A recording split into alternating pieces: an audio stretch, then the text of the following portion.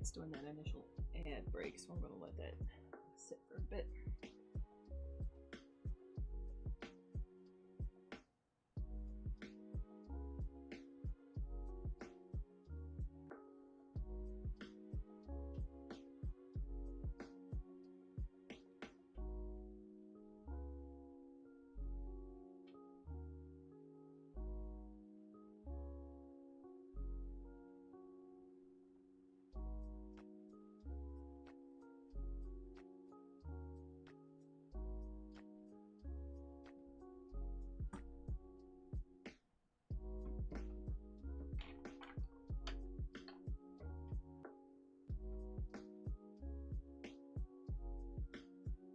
Hi, Zelf Gamer. Thanks for following.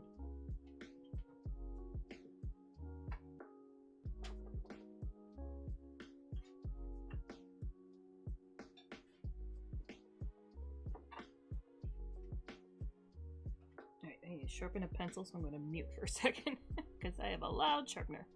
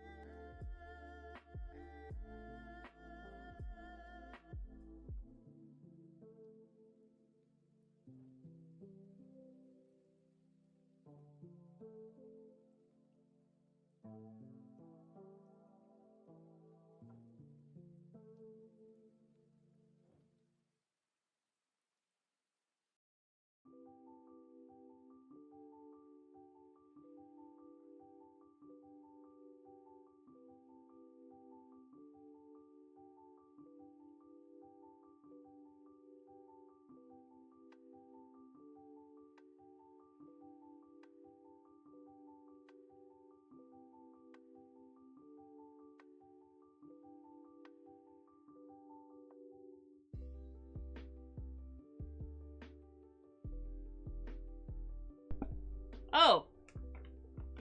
Thanks for pointing that out, because, yeah, I muted to sharpen a pencil and then totally thought I unmuted and didn't. Good job, me.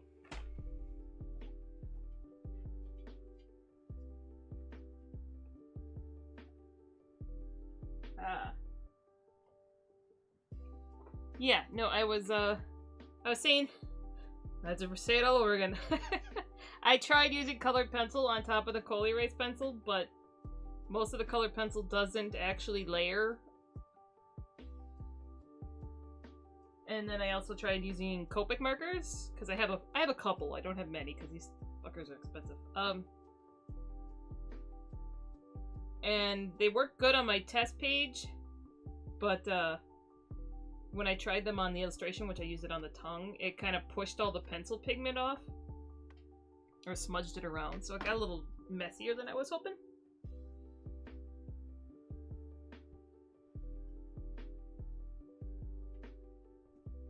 But yeah, so what I'm saying is I'm trying to push as much as I possibly can for pigment load on this, but essentially this is already reaching maximum capacity, what I've got here.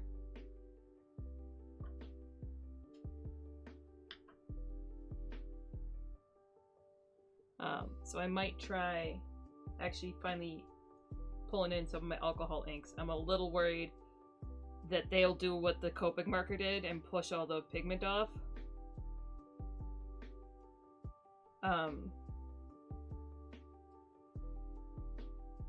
I could try a workable fixative. I don't know how well that would work though. But anyways, so that's the thing is I'm going to try pushing what I can on here. I'll try a little bit of ink up on the top just to see if it will work. And then if it doesn't, I may have to finish this guy digitally. But yeah, the colored pencils I found out the hard way, though I guess I should have figured it. Not all colors work the same.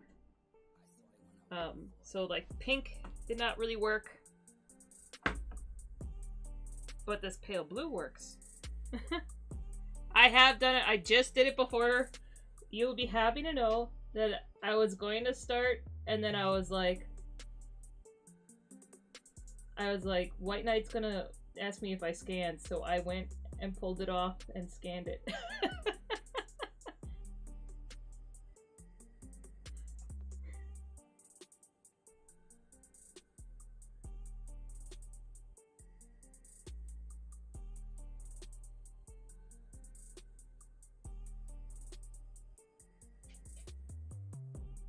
It becomes my, I guess the Navi, my Navi Zelda reference. My mental head, yep. The mental note in my head to be like, do this thing that makes sense.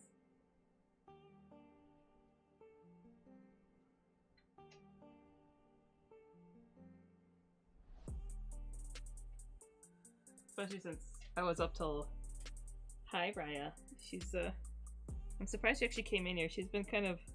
I think she's salty with me because I was in here till like 5 a.m. working.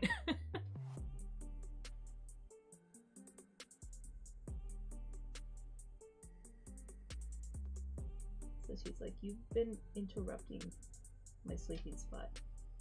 Now she keeps coming up. Hi, why are you laying over? She's always sitting on the exact opposite side of the camera, demanding pets. And putting her feet under my balance board thing. Hi, sweetie.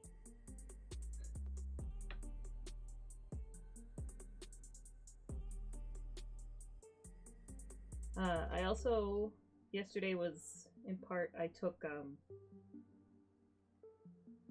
a photo of this because I was trying to figure out what I wanted to do with the background because I don't want to go too hard.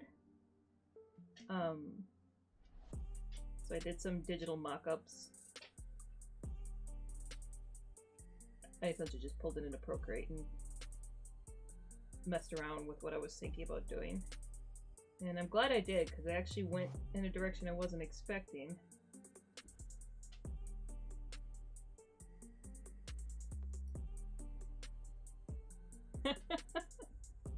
Oh, I know that feeling. I probably should be way more proactive like that with my track record.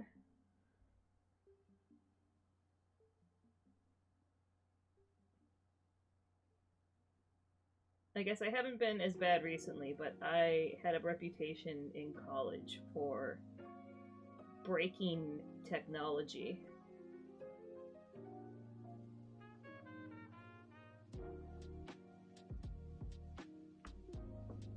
Like, if there was a weird bug in the program, I was going to find it.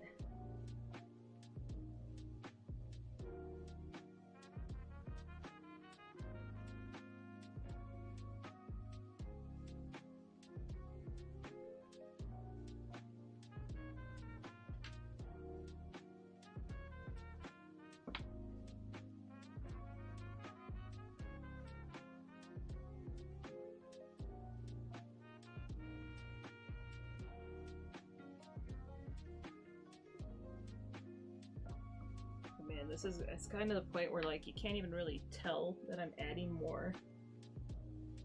It's just kind of gliding along on the other layers and not doing anything.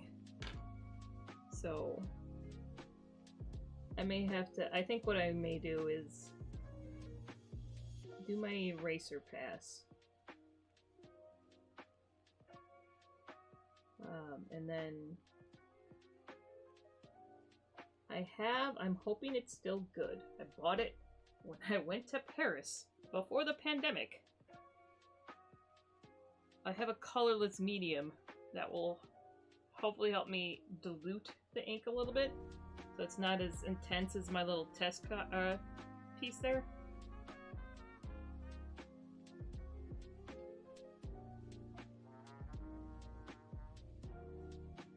And try and do essentially what would be ideally a watercolor wash, but since this paper does not accept water-based mediums, an alcohol ink wash.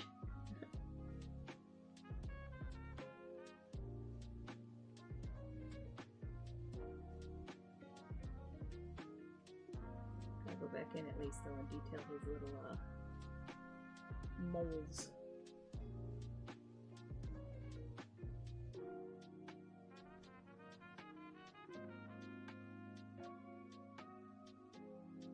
Oh. Yeah, I kind of...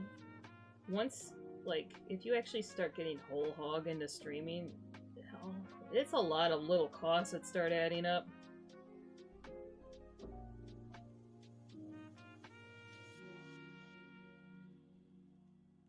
Like, I would really like to get one of those, I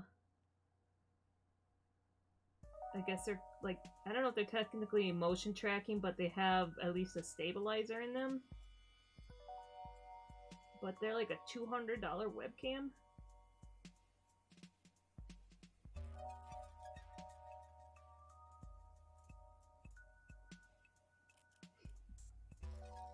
Yeah, I was hoping I would catch you the other day, but that was when your computer had to update.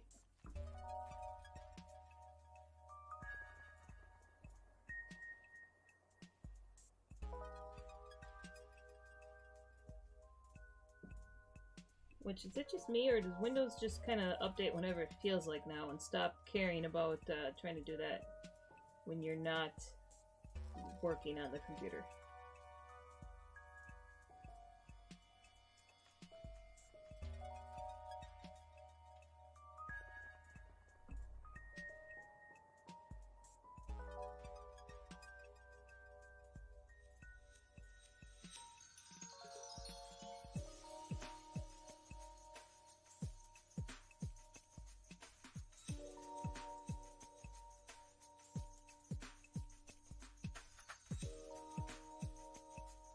I do like this colored pencil, but it's just, I will not be able to blend any of this, so I do have to be smart about where I'm putting it. Oh.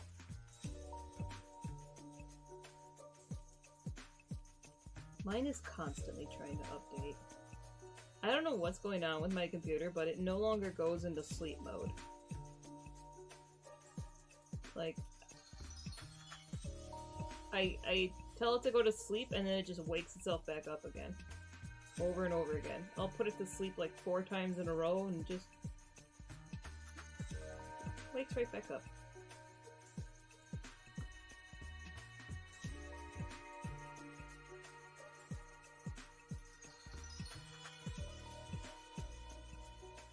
That's good. Oh, were you on yesterday? I totally missed it. I admit I was zoned out trying to finish this.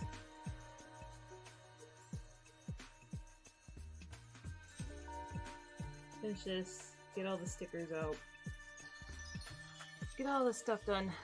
I haven't even really thought about Emerald City. I'm going to be frazzled.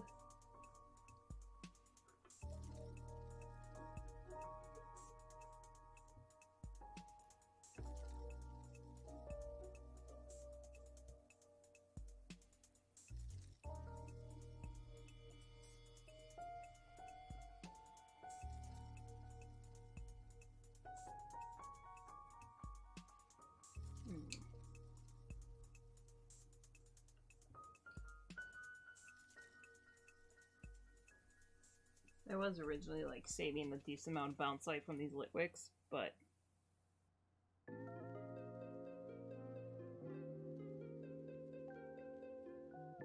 I don't think they really have much in the way of light coming off of them.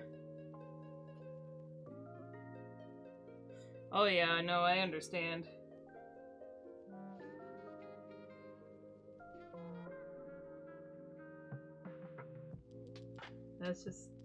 That's everybody right now. Everyone's a little bit on edge. Everyone's got stuff going on. Even if you don't have stuff going on, there's other stuff in the world to stress you out.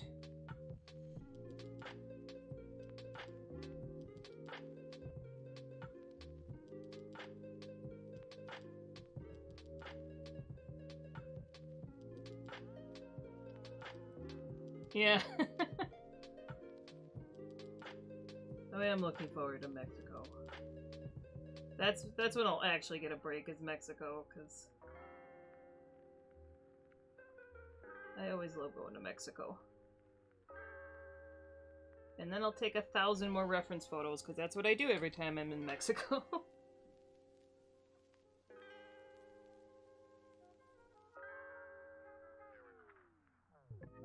Like, I think we're there for 2 weeks.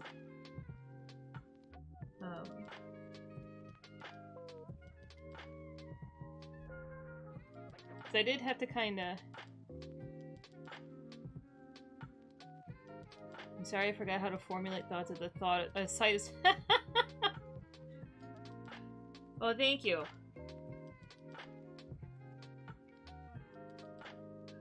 Sorry, we're surviving but frazzled. That is the general opinion right now.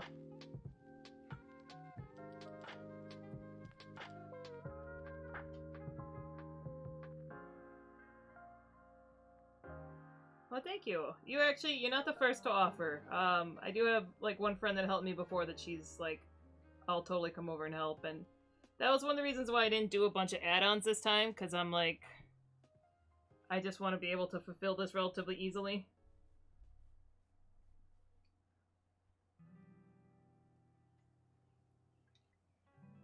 So hopefully it won't be too hard, but I greatly appreciate the offer. I still gotta get, it's like the hardest part's going to be, I've had a couple people put orders in on my website and then asked for them to be merged, their Kickstarters. And then I have other orders coming in, which has been awesome. I gotta get those packaged.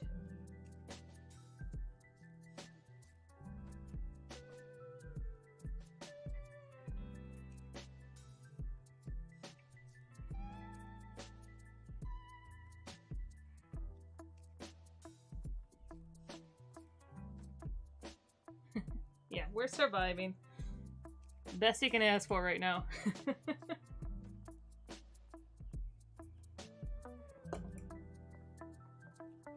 Oh, okay, so I mentioned this on my impromptu Saturday stream, but I did get the glue in, and I did glue it. Though I don't know why it's... See how it's warmer tone? I don't understand that. It's the same pencil, same paper. For some reason it's warmer. But yeah, so it's definitely... The glue works great. Problem is I only lined it up to here. And I made it completely off-center. So, like, this is supposed to be down on this shoulder blade, and this is supposed to be up along this ear. So now I'm gonna have to see if I can come back in here and redraw this neck to actually match the center point on the clavicle.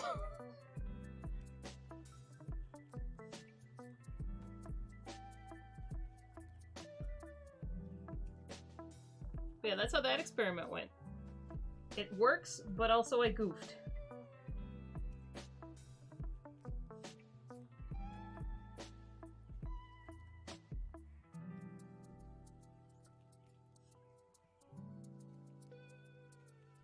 I don't understand why it's warmer though. I genuinely so confused. I'm guessing the glue?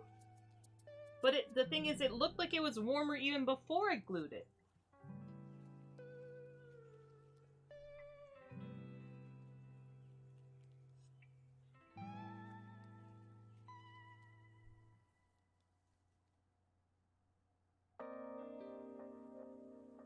that's it. If I can finish this one, I'm still trying to finish that glass carousel digital piece I was working on. From like, I think I streamed it at some point last week. May have been the week before. But that one, I've been trying to get feedback on. And I posted it in like multiple places where I usually get feedback, and no one's really given me any, so I don't know if that's a good sign or a bad sign.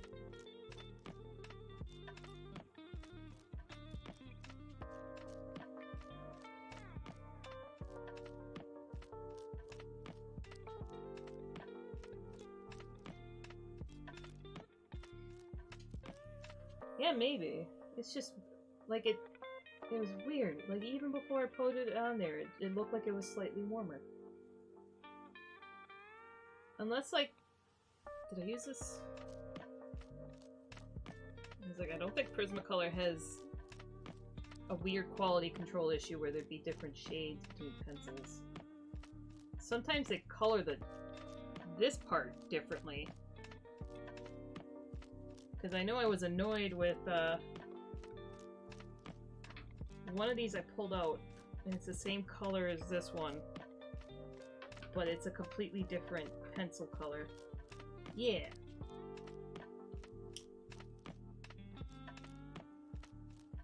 See, that one's definitely a cooler, darker. These are the same pencil lead.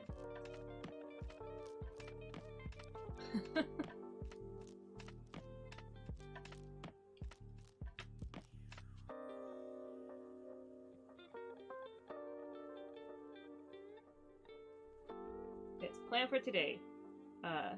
If you weren't here earlier, this is max capacity of what I can put for pencils on Coal Erase. It does not want to take any more.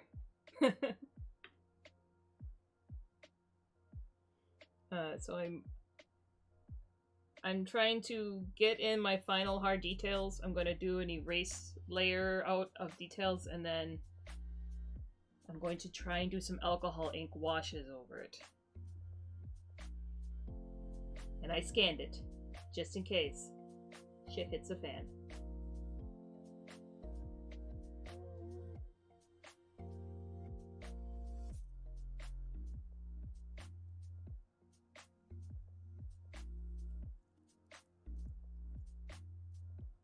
Pulling in just the tiniest amount of purple. I know Gengar is all purple, but you know what? It's pink and blue. I got the two colors that make purple. Deal with it.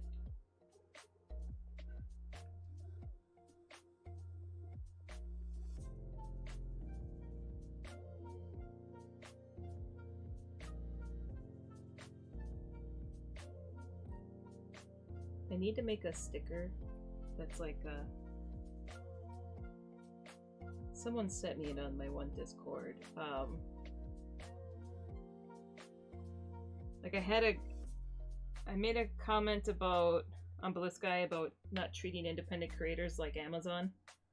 Like in terms of shipping both times expectations and options and stuff like that. And then someone felt the need to tell me their entire grievance against "Sorry, I missed you" notices. And like chew out independent creators for apparently not using the top of the line shipment people. Even though that's incredibly expensive, and anytime I charge for nicer shipping, people complain about price. Anyways, but someone sent me an image that was like, "Thanks, random stranger, for your opinion. I need that as a sticker."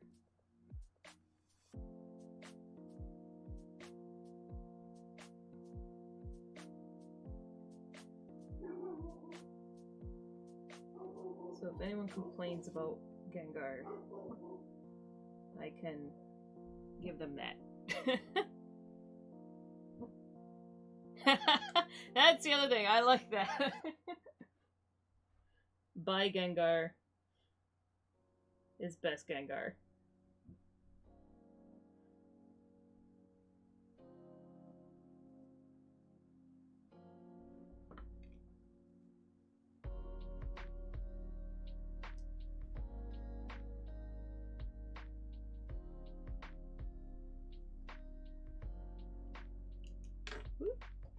my pencils on myself.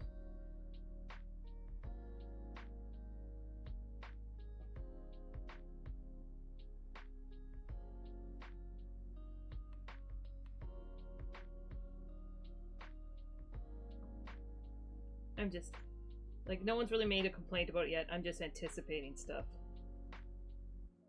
for if I manage to actually get this ready in time for Emerald City. Because, man, people are weird.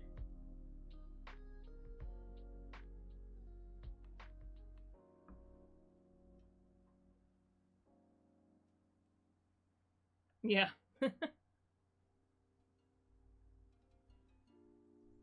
Thanks for your opinion that I totally didn't ask for. I know, because, like, like, I have, some of my 3D sculpts that I print, and, like, this is, like, my tiniest one. My little saber-toothed tiger. But, so I have, like, little tiny ones. Or little small ones that they're roughly tabletop size, because people were asking me for tabletop ones, and then I had people at last Emerald City coming up to my booth and, like, publicly talking shit about my minis not being completely perfectly to scale.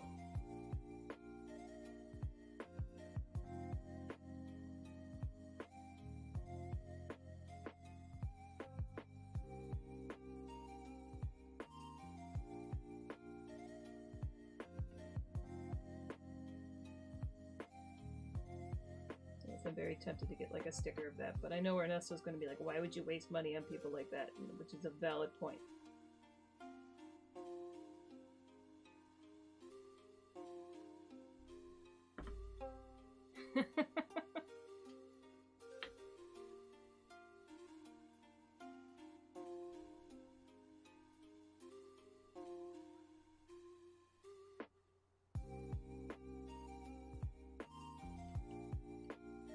I could bring Raya to the convention. She can growl at all of them. I wouldn't do that to her. That'd be a nightmare for her.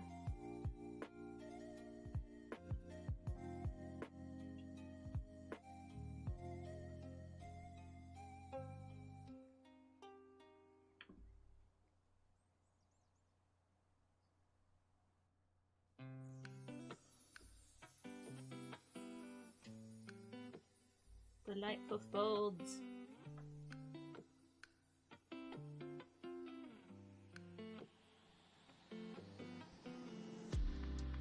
Okay, I do need, like, White Knight. I know for sure you should have it because you're my subscriber. There should be, like, a laugh thing that you can do with the bits, and I was trying to figure out how to connect that to audio.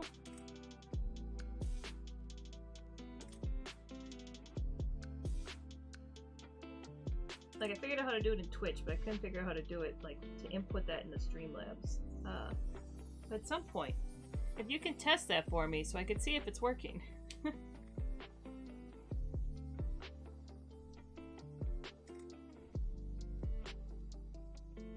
Someone laugh at me.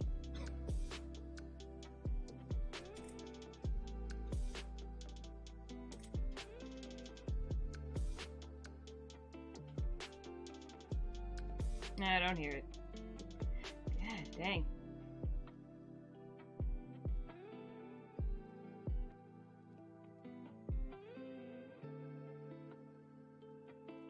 Yeah, I don't know. For some reason it's very convoluted to figure out how to hook up a soundboard to the other.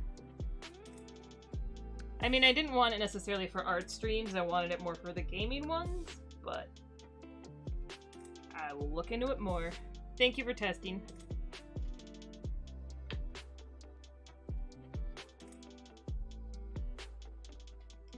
Alright, now it's X-Tones.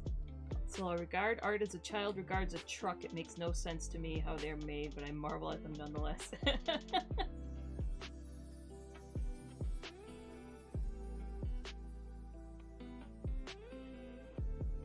Well, thank you for marveling. That's right, yeah, it's like I don't know if it's useful if I talk about why I do stuff and how.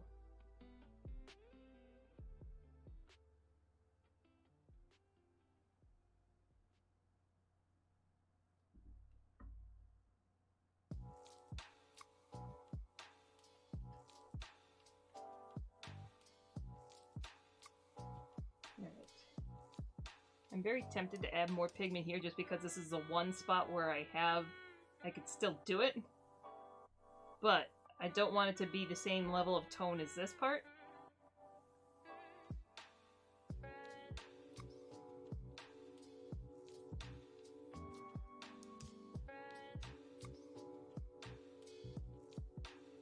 Oh, I probably can't draw two straight lines either. That's like, that's asking an artist to do perspective right there. They're like, no. I'm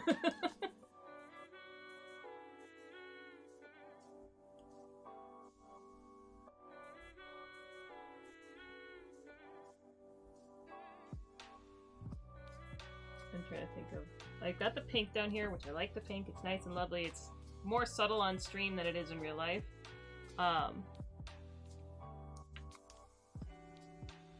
I'm saving it for the eyes up on top, but I do want some of that warmth in the cracks.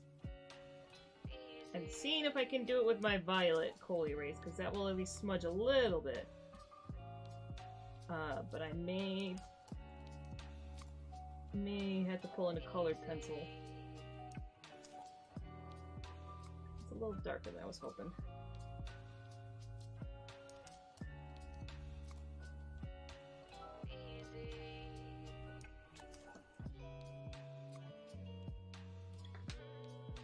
Which one of these?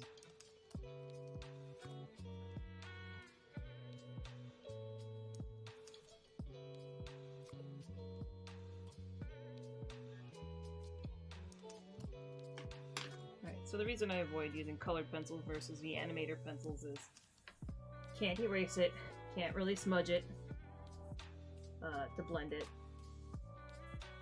and not all of them draw the same on this paper. Like I tried pink on the tongue and it just got real grainy.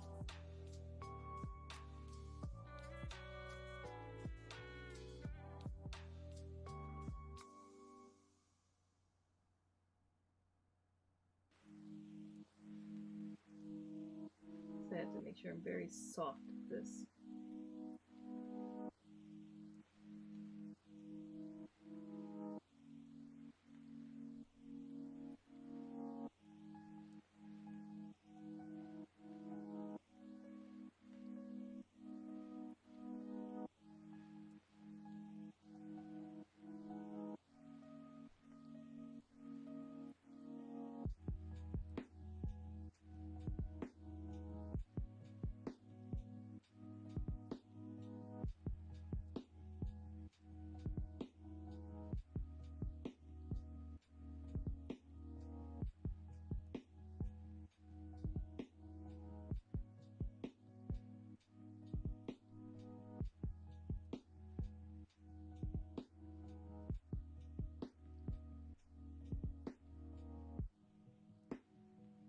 Was not expecting to go this whole section, but this is working decently enough.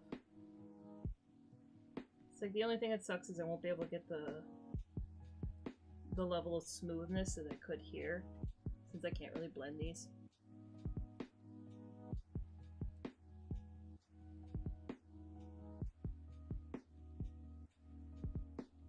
They blend like a teeny tiny bit. Not much.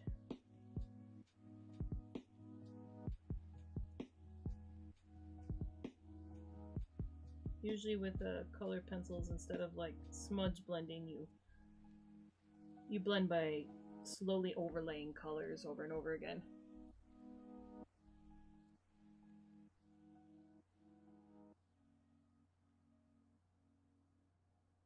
And just soft lines and slowly building up. At least that's how my biology professor in college was a scientific illustrator. And he would do almost everything with colored pencils. and that's how he would work. And that guy could render some amazing stuff.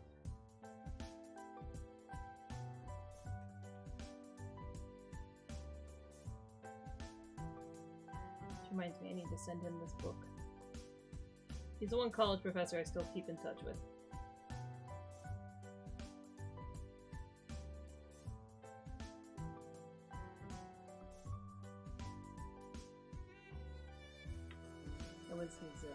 I was his TA for both his regular biology courses and his master's.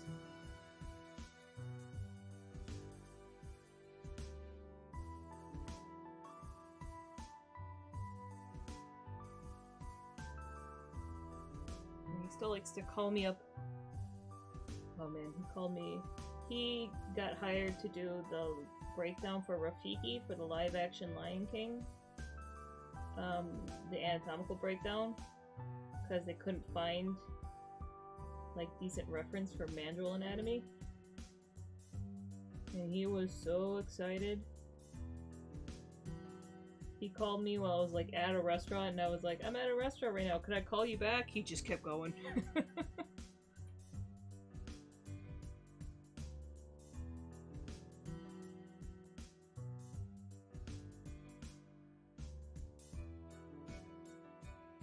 Which I was fine with. He was just very happy. Guy's an incredibly sweet man who has an insane life.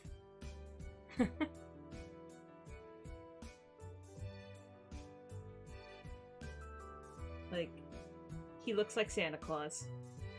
He's played Santa Claus.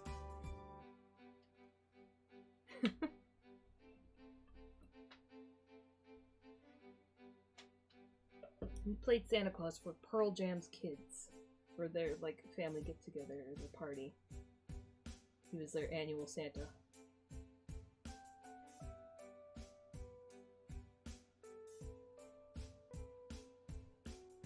And then he grew up being friends with MLK.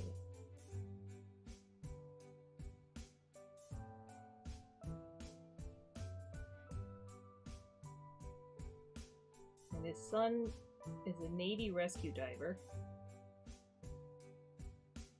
So, like, one of the most insanely dangerous things you could possibly do. All of his kids are super accomplished. He did the official autopsy on, not on Coco, but one of the other famous chimps.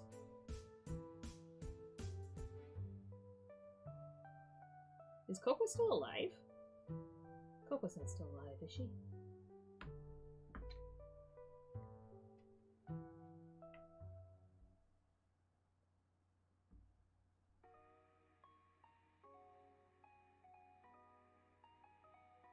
But no, that man was an awesome professor. Not everybody thought so. A lot of people thought he was weird and bad at teaching.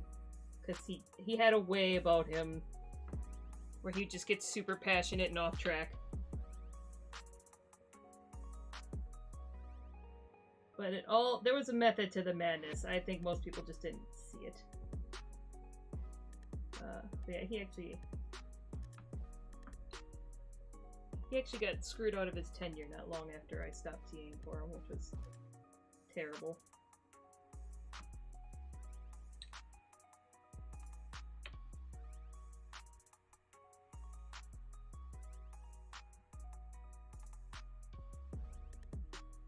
Yeah, I was about to say, Coco's dead. But he definitely did not do the autopsy in 2018. This was... There was like a chimp that knew some sign language, I think.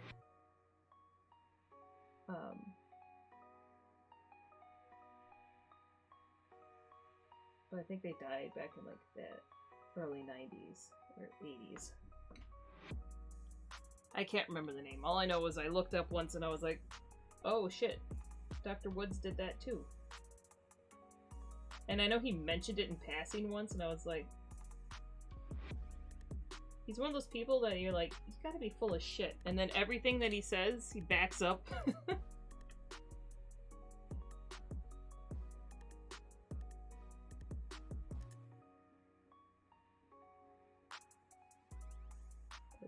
Yeah, no, you could tell he was my kind of professor because one day he just came to class with a garbage bag in his hand, a big garbage bag, and he just pulls out a table to the front of the class and just slams it on there and sits down and proceeds to pull out a whole cow leg.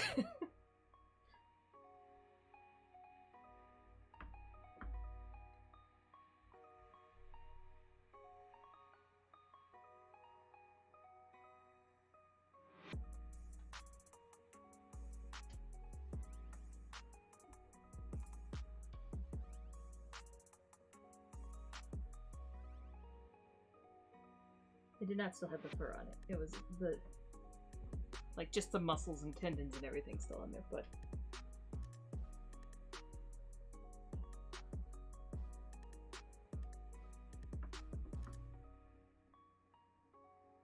that was my kind of professor. But yes, he still, I still call him on his birthday every year and send him holiday cards, and he absolutely adored my creature designs, and he still does. So I send him my books when I make new ones.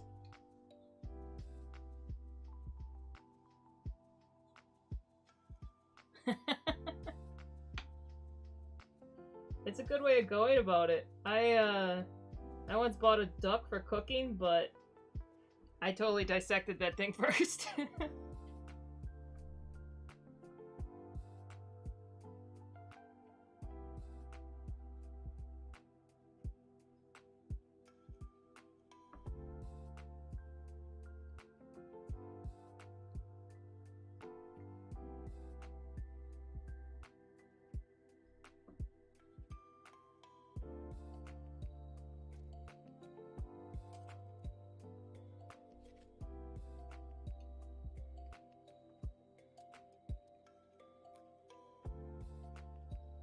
Alright, trying to think if I want to do more.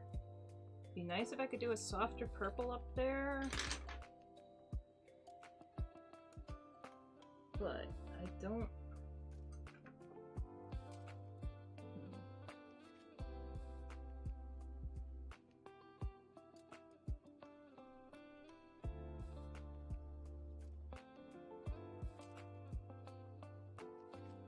This doesn't seem...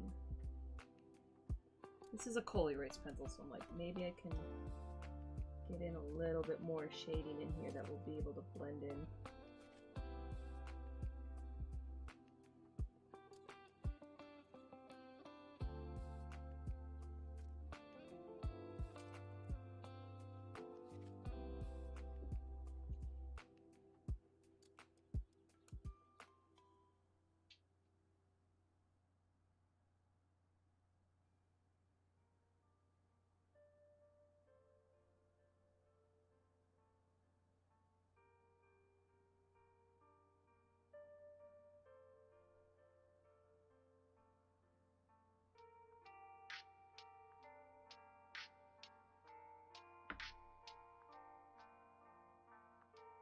Yeah.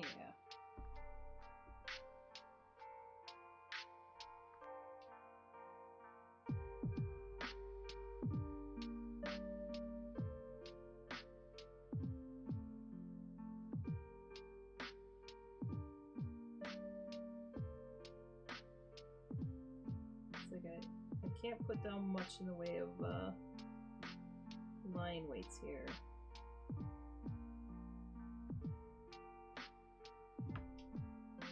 But I can put a little bit of shading in there.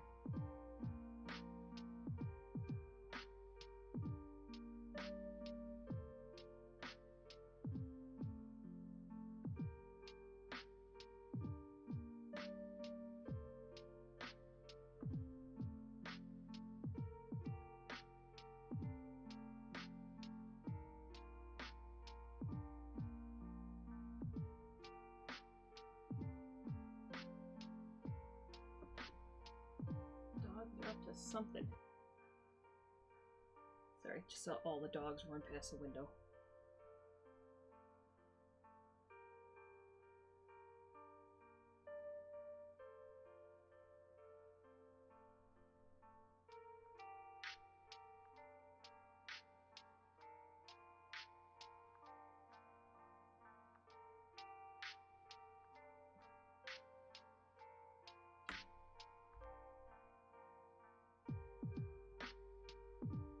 kind of funny. This looks better on stream, I think, than in person a little bit. This purple that I'm adding in there.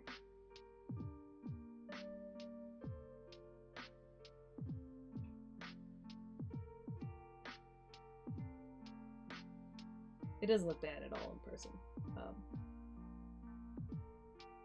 It just doesn't have the level of impact to me as it does on stream. But that's a good thing, because this is... what stream is showing is going to translate more to prints, and plus I'm technically actually working a bit in the dark. So you're seeing something that's brighter than what I'm working with, because if I turn my overhead lights on, it's the other reason I avoid the color pencils instead of the Prismacolor or the Coal Erase pencils, because regular colored pencils reflect the light.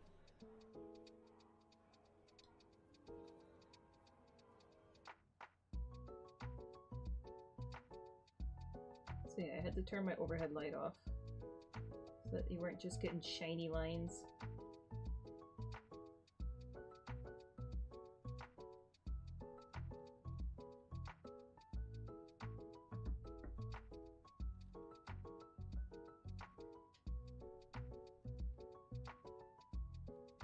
You're also getting the mirrored version of what I'm doing, which I could change to be the correct angle, but I kind of like having it there so I can have I'll flip the canvas right in front of me.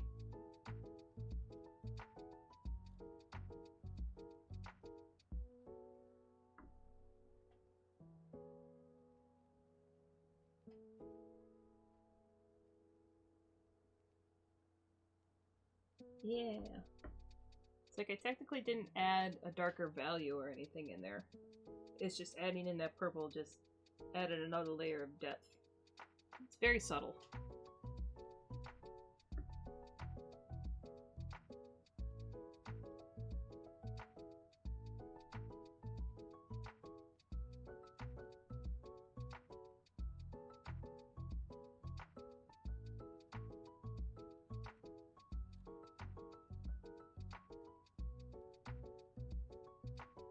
I guess I'm gonna test to see how it blends, because I don't necessarily know if I want to blend it. But let's see.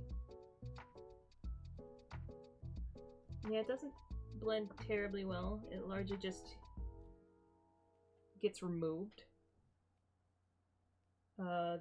That's probably because there's just so much blue on the paper, or on the Yupo paper, since this is plastic, not paper.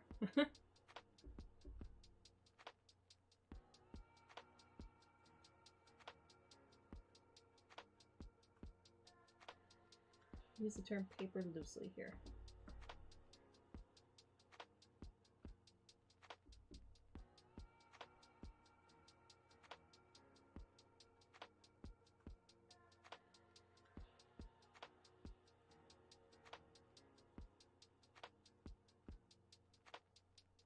So I want to get as much of this done with pencil as possible, because I'm not 100% confident that the ink wash alcohol inks are going to be able to not just drown out all the detail.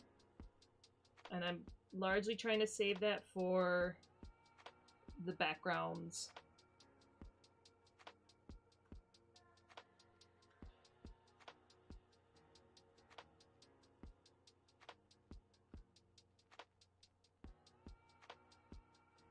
Which I guess I might as well do that right now. I'm going to test a little section. I pull out my paint tray. This is one of those fidget popper things. I got this from a guy that was next to me at Monster Palooza last year. He was painting minis, or these magnet bus things. And I saw his tray, I was like, what the heck is that? I was like, that's genius. I'm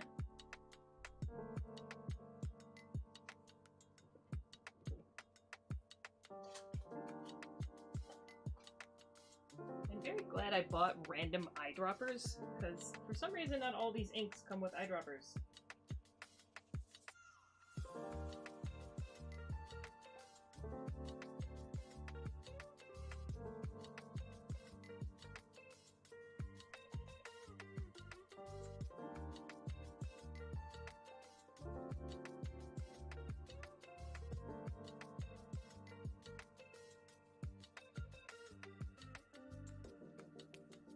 Problem is, I need like one eyedropper for each.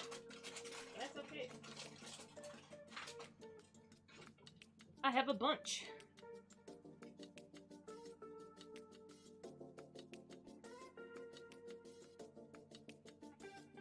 Hi, Raya. Did you hear crinkling and thought that it was food?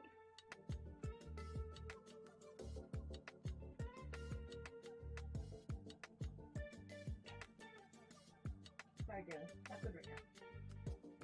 She's like, but. No worries.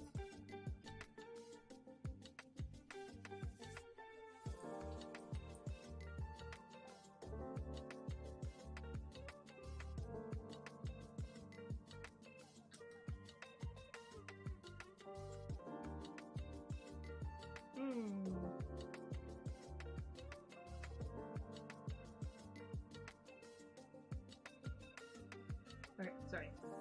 I had to decipher some French on my bottle. I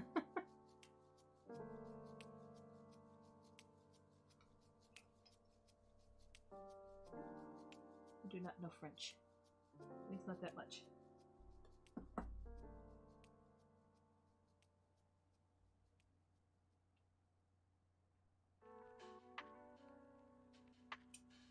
Ew.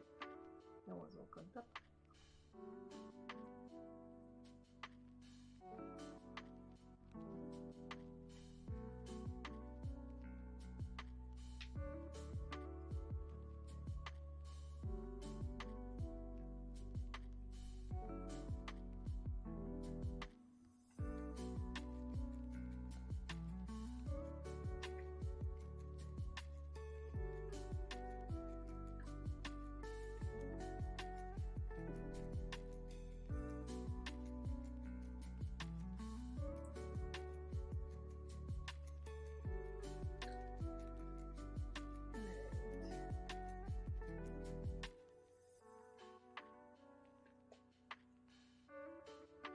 This is really what I didn't have any.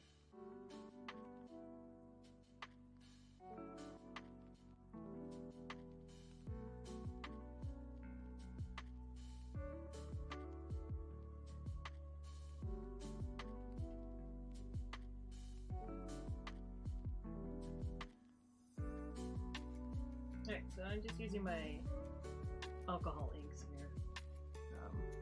Like the same kind you would use if you have like a calligraphy pen.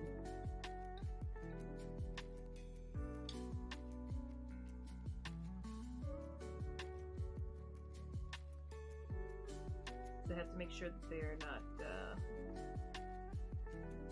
water-based.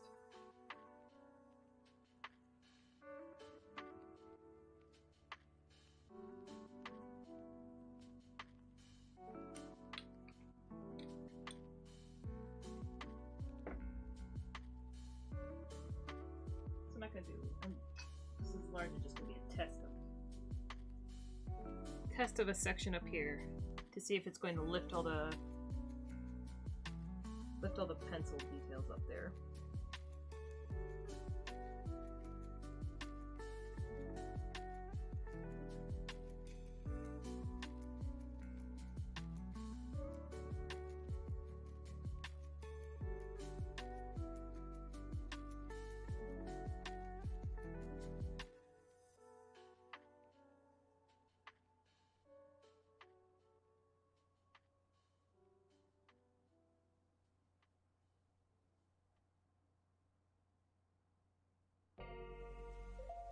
Right, I don't think it's totally lifting the pencil details. This is a diluted one and it's still pretty high pigment load.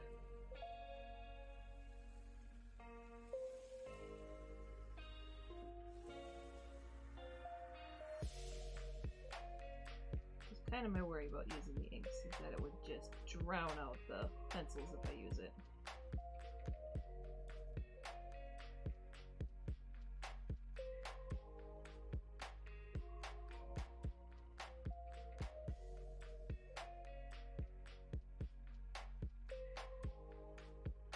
Double checking my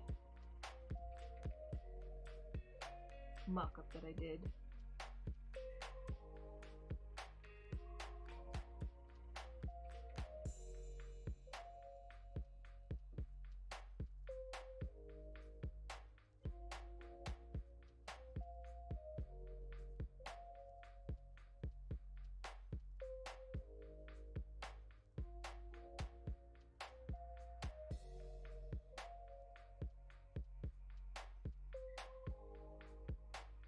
Yeah, I'm painting my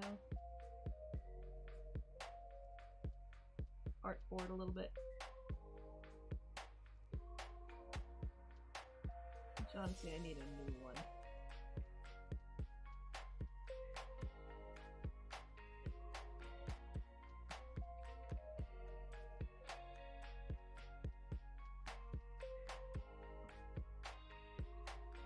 Alright, so since I kind of had to blend this into each other, I'm going to do the whole section that I had planned, because I had this divided out into sections.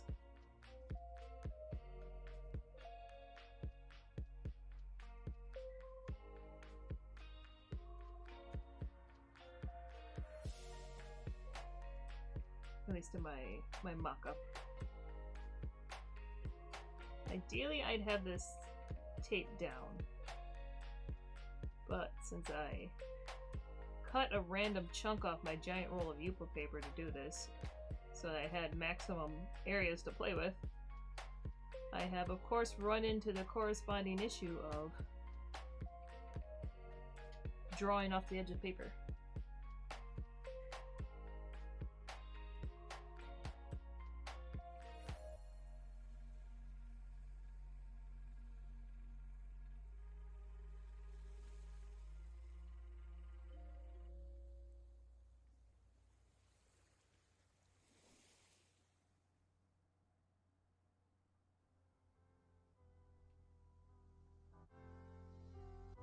Sorry, just realized you can't even see that section.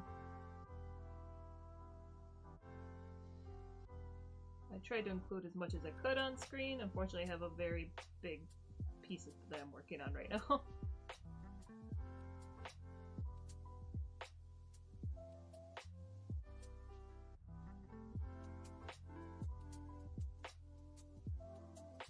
I think I like it a little bit more when I pull in more purples.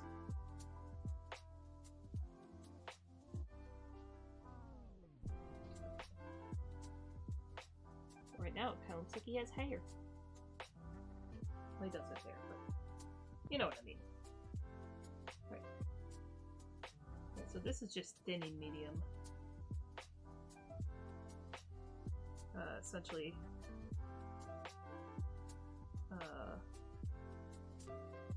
resin? Shellac.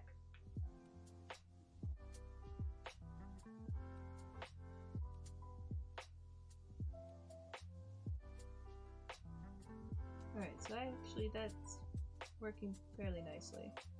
The shellac is pulling up a bunch of the pigment.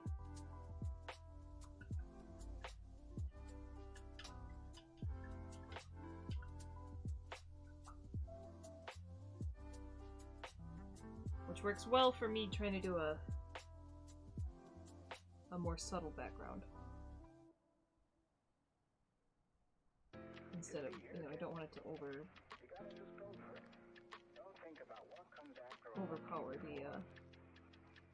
the line art. So it is interesting. It's not getting this part, but it's getting that part. Oh, you can't even see it. The part that I've got a little section behind his other ear here.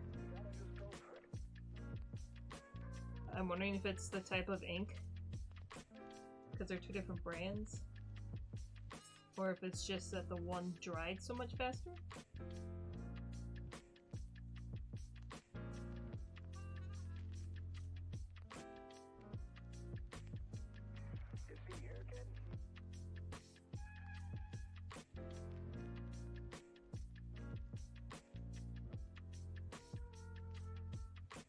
Okay, I'm gonna let that sit for a little bit before I move on to doing anything else with ink.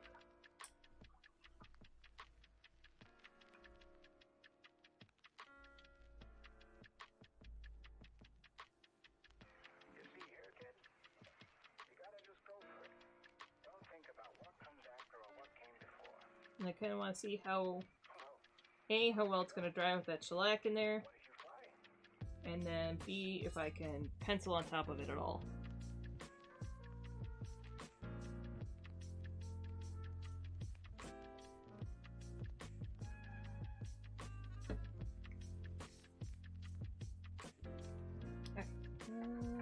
do. So now for more eraser stuff. There is some dust on here that I would like to clean up, but I don't want to do that while it's still wet because it's just going to catch it.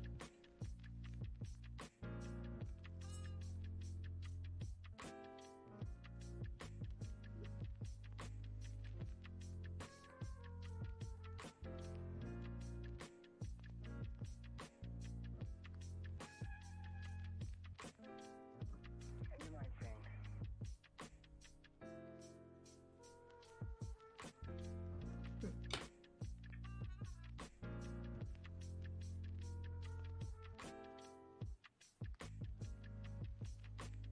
what did you fly? Wasn't getting quite the edge I was hoping for with my square eraser, so I migrated to the little tiny one.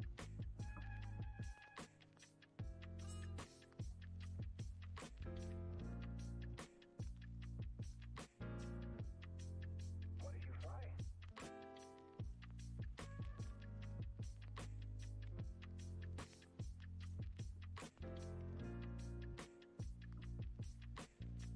Hello.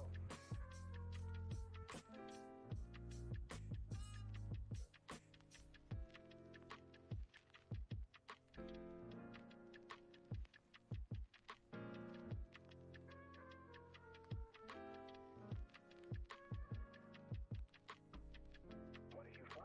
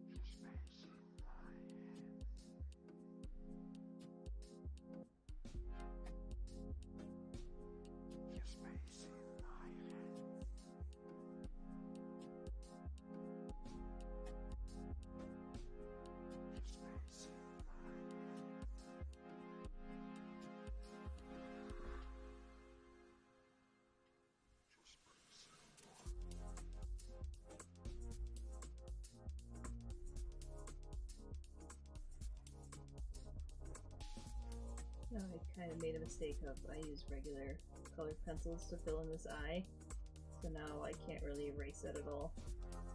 I can do a little bit actually, surprisingly.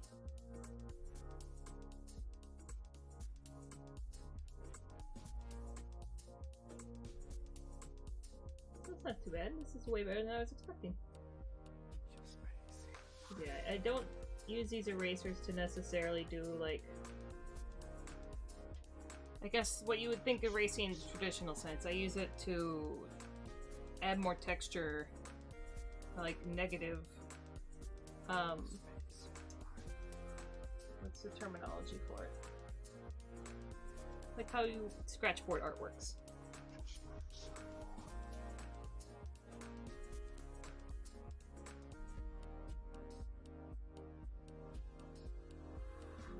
Relief? Is it called relief sketching? I'm not sure.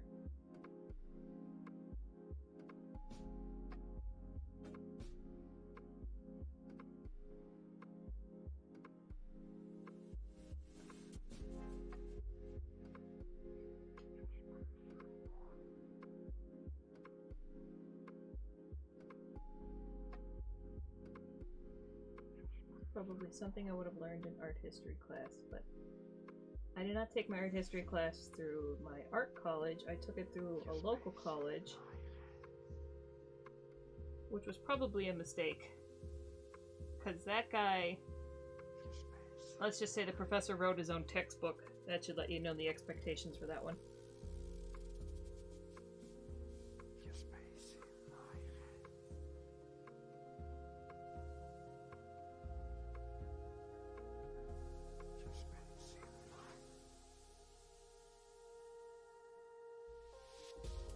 he had a deep-seated hatred of modern art.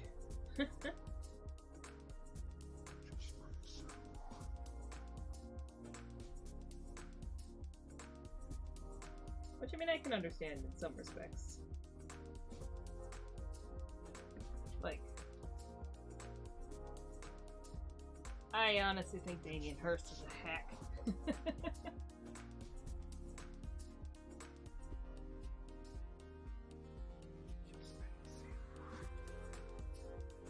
But there's some stuff that, you know, he hated on and I was always taught was terrible. And then I actually figured out, you know, how it was done, like a Rothko. And I was like, oh, well, this is actually very impressive.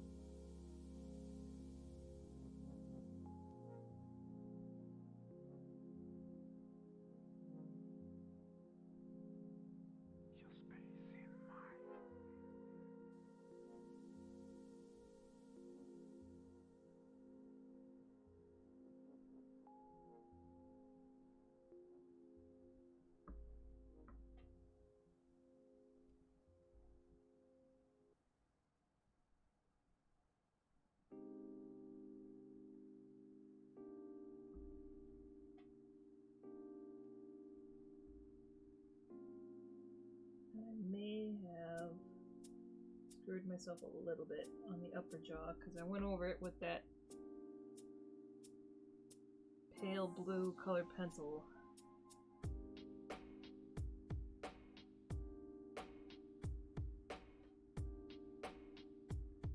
Oh, no, it's actually erasing. That would not normally erase, just saying. That is a Yupo paper only thing.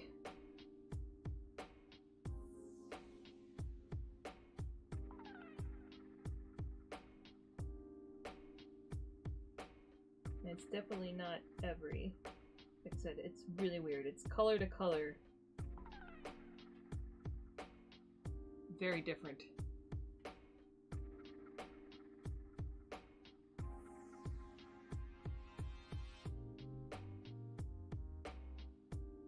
I don't know. Do I like the fact that I pulled that smile all the way up to there? I mean, he's got a giant smile, so it makes sense. Like, at first I didn't like that I put the white line all the way up to here, but...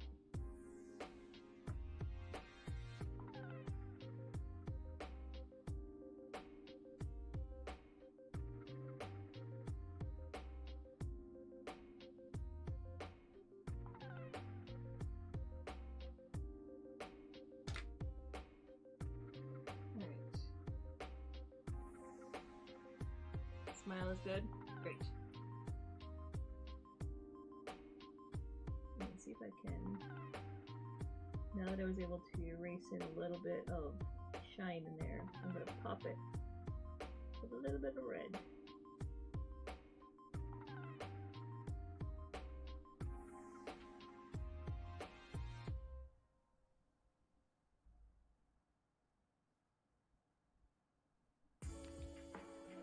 Like, now that I'm getting to the final stages, I had to be really careful about where I'm setting my hands, which I have this thing. I should be using this for all of this. I just like, I like having it to rest my other arm on too.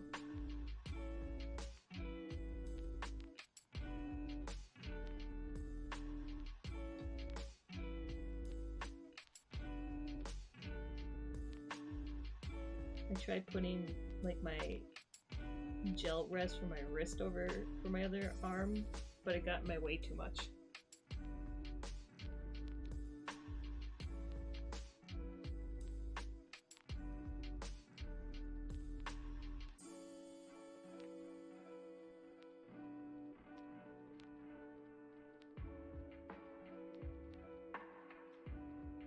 It's like, okay, he does have pupils.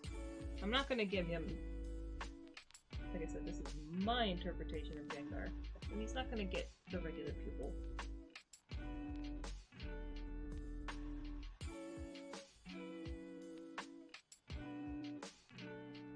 I am not trying to get the Pokemon card art gig.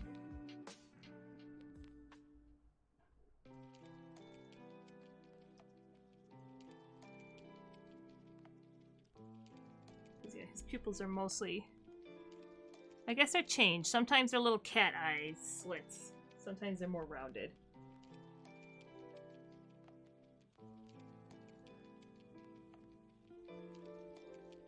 Sorry, that just randomly got loud because my mic is right in front of my screen where my reference is.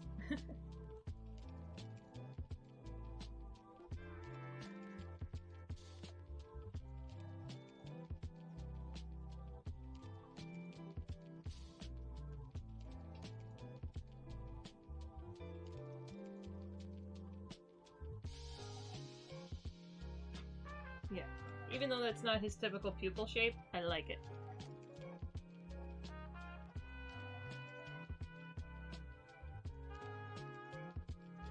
It's an experiment. I like it. Why is being all cute?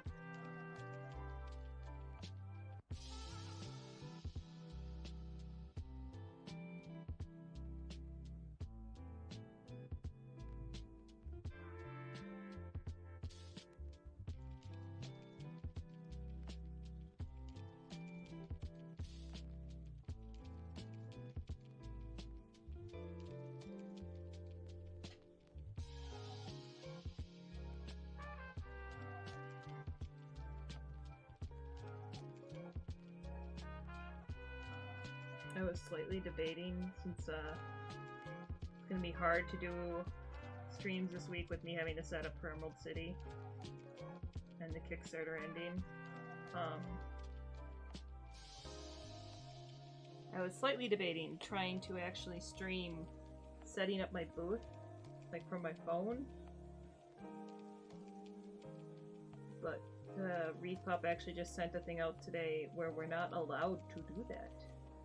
We're not allowed to take photos and post any of our stuff before the show starts, apparently.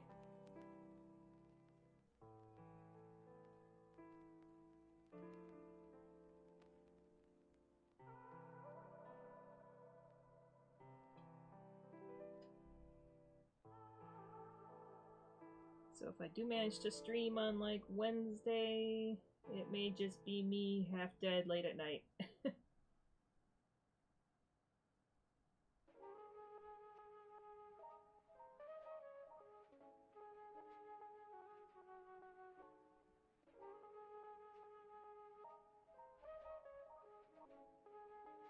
Yeah, I don't know the reasoning behind it. I wonder if there's like some stuff may have happened.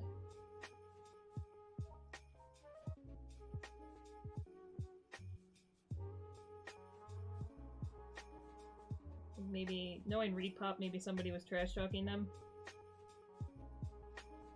Not that Repop doesn't sometimes deserve some trash talking.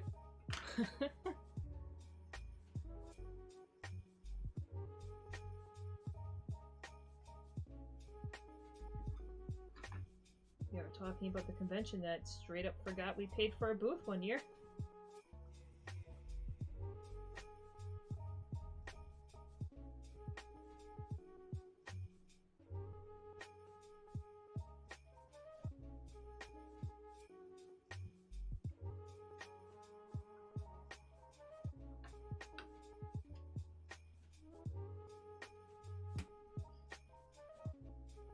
Okay, so the thing is, I did test out the ink up here, which is, it's dry already.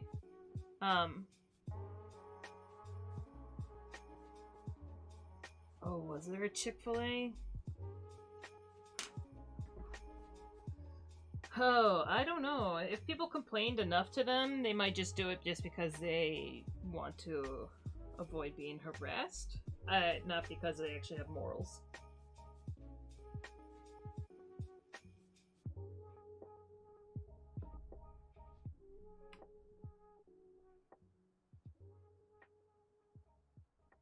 I honestly forgot they even had one. I never left the artist alley hole. Or no, I think I went downstairs once because somebody had a adorable dragon backpack that they had bought somewhere downstairs, so I went on the hunt for it and it was gone.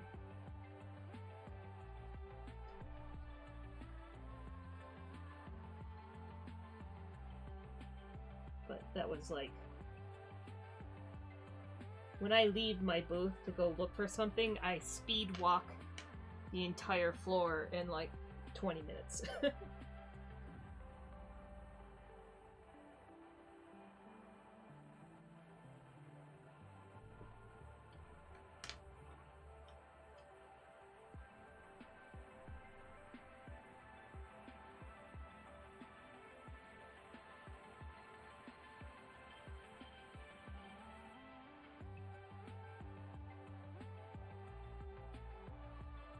So I never understand why people still eat there.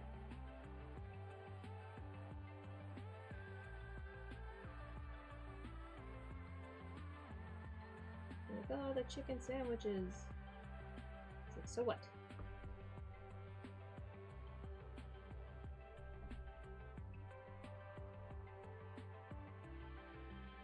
Like, by far the cheapest way for me to get shipping supplies would be to go through Uline, but the Uline family are absolute monsters.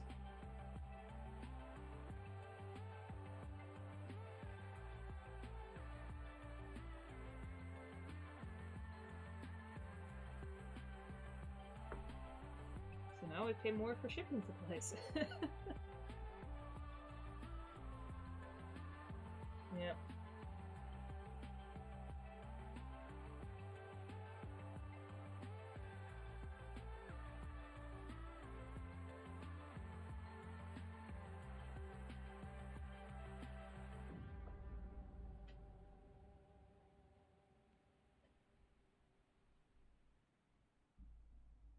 Alright. Do a little bit of a swoopy swoop. Clean some dust off now that I know that ink is dry. I was worried about that because it's a tiny speck of ink.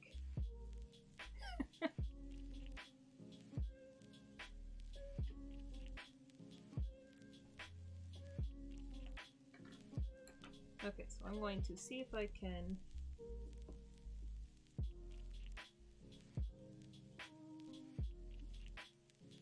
draw on top of this ink at all.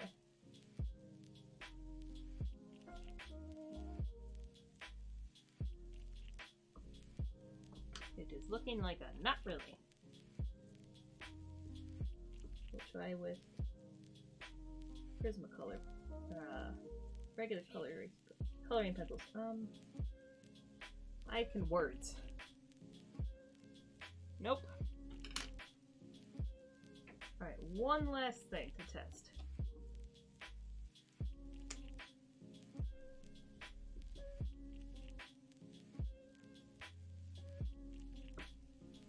If I can Copic marker over it. Oh, that's actually lifting the ink up.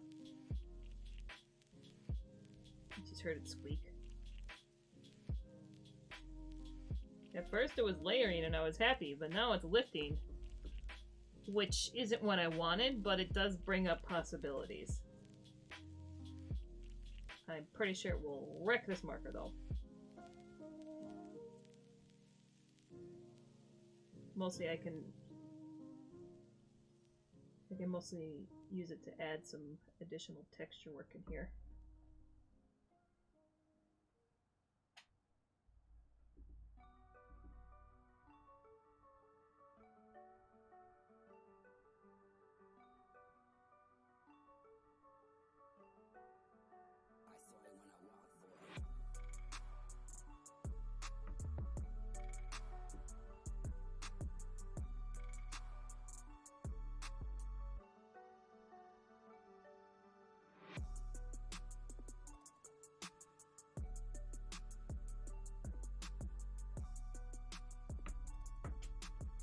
Got little spiky bits.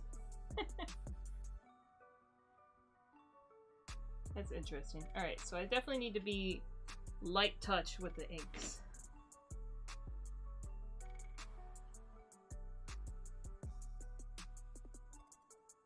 No, the thing is,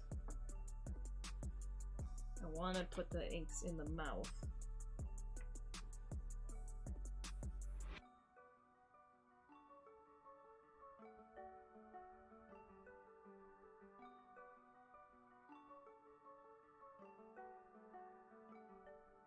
A little bit more erasing in here. Add some hard edges for the details.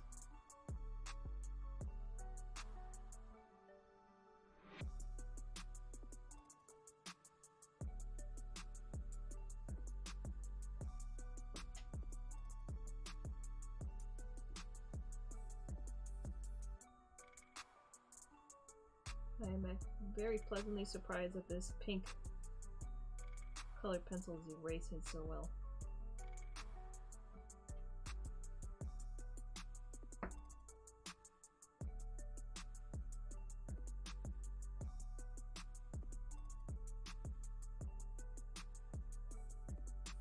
The other thing is I don't know how much more detail I want to put in on the other guys. Like I kind of like them being soft and Gengar being the focal.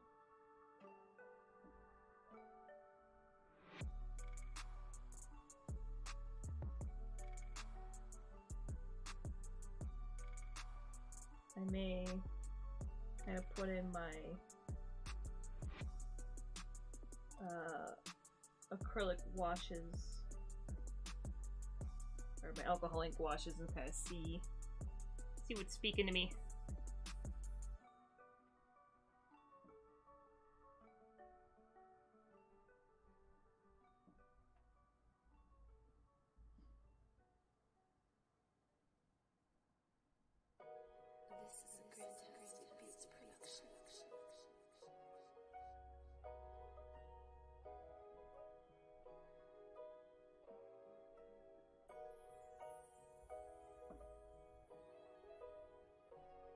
I'm a little sad that since this roll of Yuko paper I bought forever ago and I didn't realize it had a little piece of tape holding it shut, and I probably should have cut past that section, but I didn't, and now there's like, you can't see it on stream at all, but there's a very faint outline of tape right here.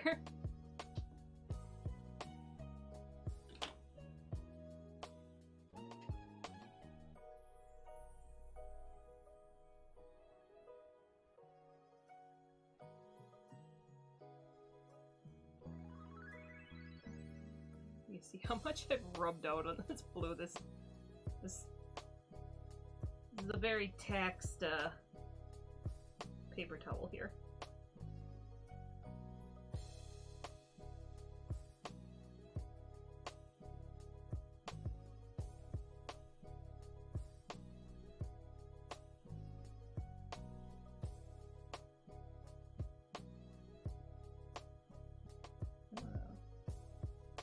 I am happy with that.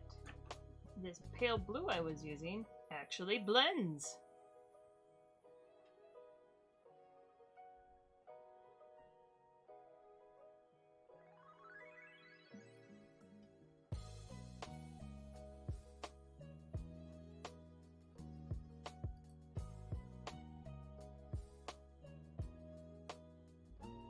Why do all these follow bots that keep popping up in chat have, like, eerily accurate nerdy names?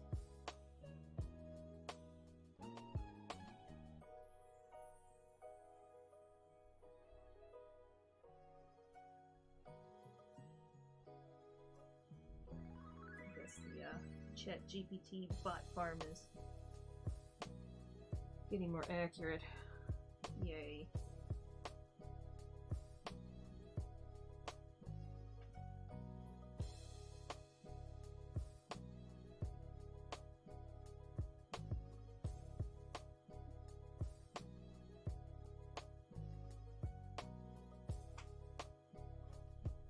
Try and keep the background's just largely going to be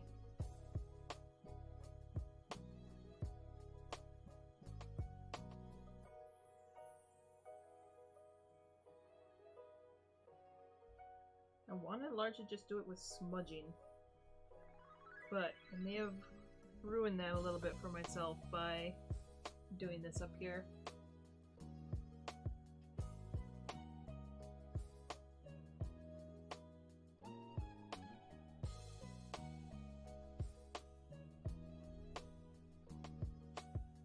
Can I smudge this at all?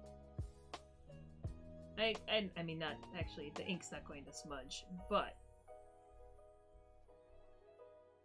I'm more talking about partaking or putting some of this pigment from this overtaxed paper towel into it.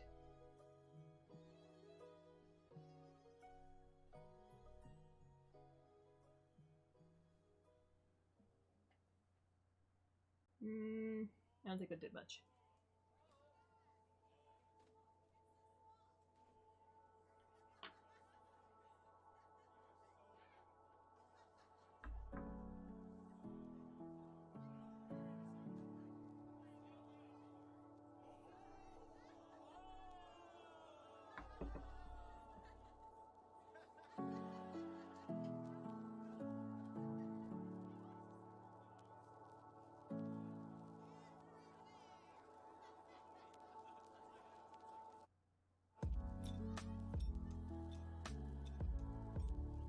Okay. Sorry, I got a text. I'm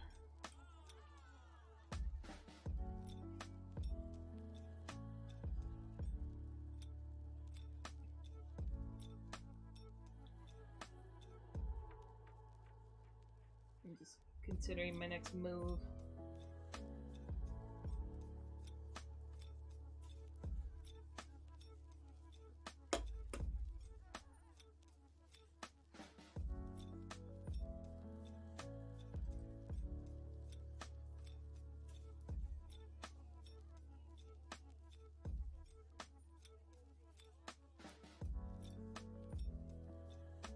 Don't do that. Okay.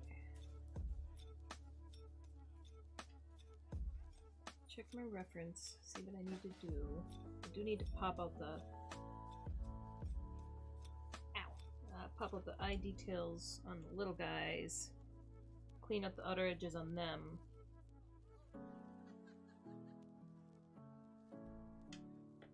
I'm going to see if I can do a wash on his mouth by diluting the ever-loving hell out of a blue.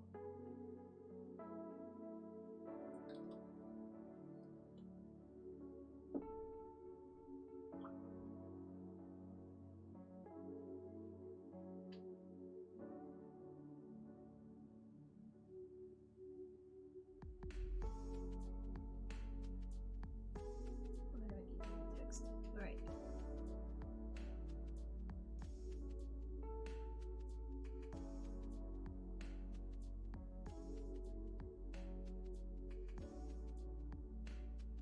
This is 90% shellac. Which it is pulling up some of the pigment. So I gotta be careful. I gotta go in here with very fine brushwork. And essentially try to direct the pigment to... Like, I can work with it. I'm trying to get it to go the directions I want it to go.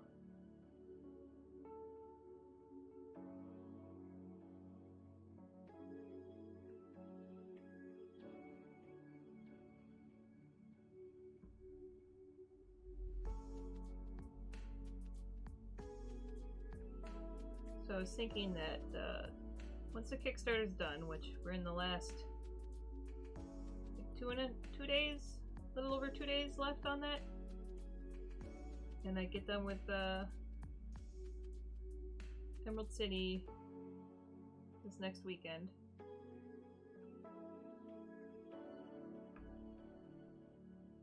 I might try doing, since I probably won't be streaming every single day anymore, but because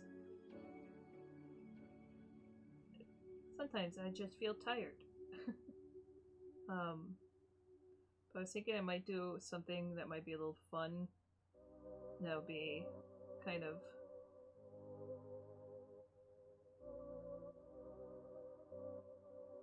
more involved for viewers is I might have it be a thing where I'm gonna see if I can get guest artists. Like I've talked to a couple people, but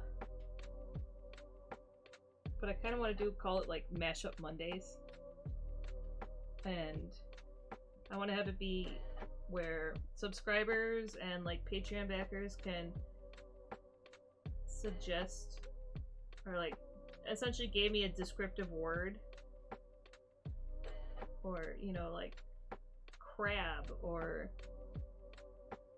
bull kelp or something weird like that, but then tentacles, amorphous, random things like that, like little one-word things. And then I want to do like a random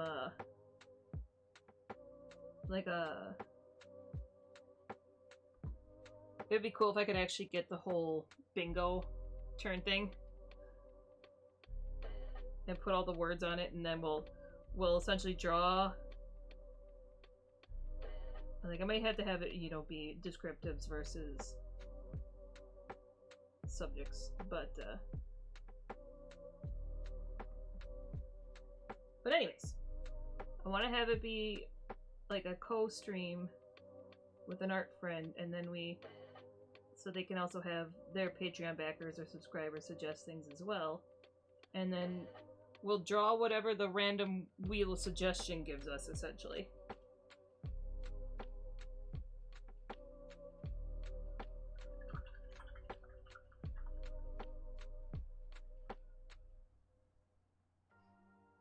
Alright, so you see that did something a little interesting. This is from the paper, naturally, because I don't have it taped down up here. So the bubble's pushing it away from the teeth. So I may have to weight it down a little bit.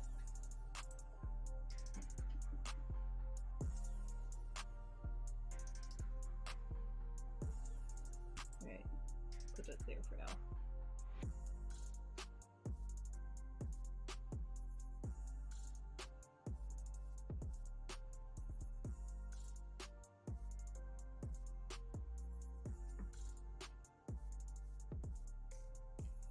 Alright, I don't want to put too much on there, because it is darker than the, I can get the colored pencil.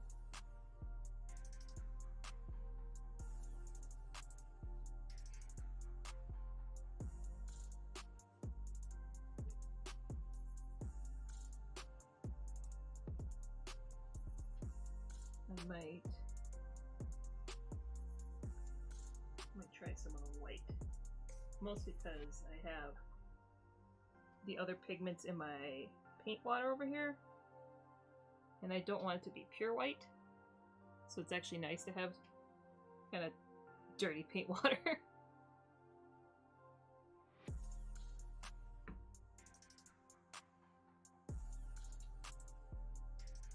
So I'm going to do just one section of the kind of white cloudy that I was thinking about doing.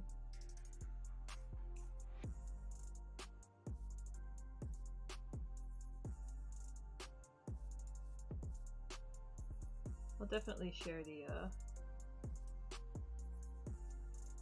the mock-up version that I did on Patreon, with like the in-between step.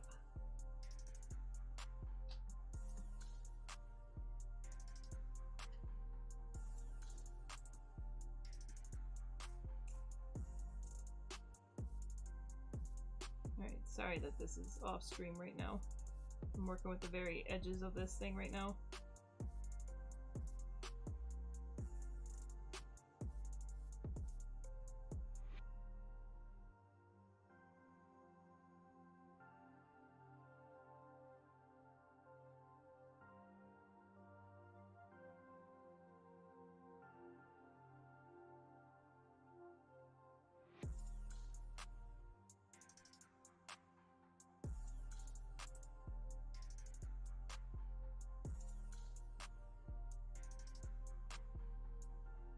Now this one, since it's white, it does not have like completely opaque.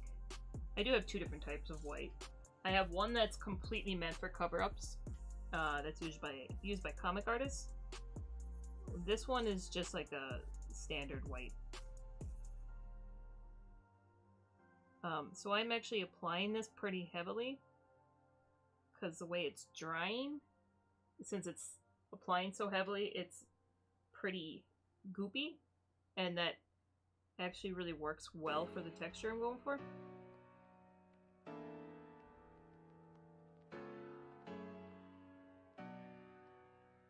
So at this very moment, I have to decide if Gengar is going to keep his little tiny tail that I can show or not.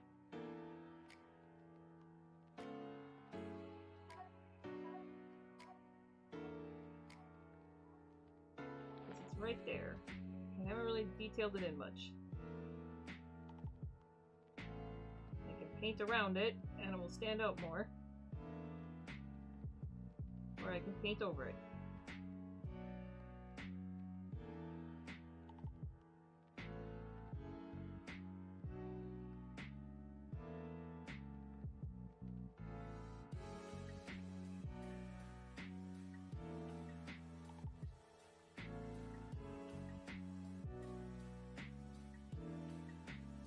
If anyone has opinions, tail or no tail, let them be known.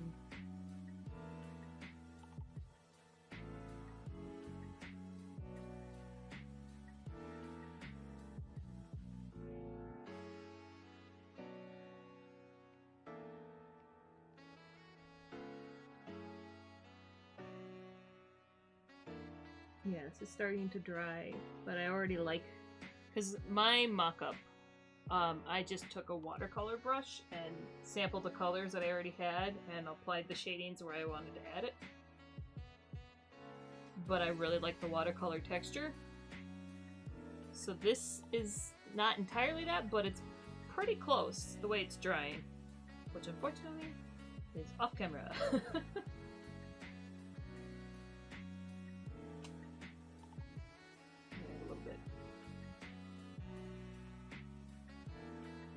Turn the angle on this a little bit so you can see more what I'm doing. Yes, I actually...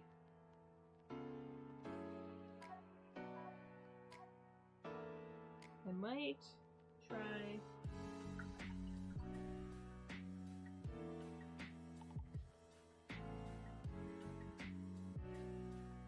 I'm gonna hoover up some of this ink before it completely dries.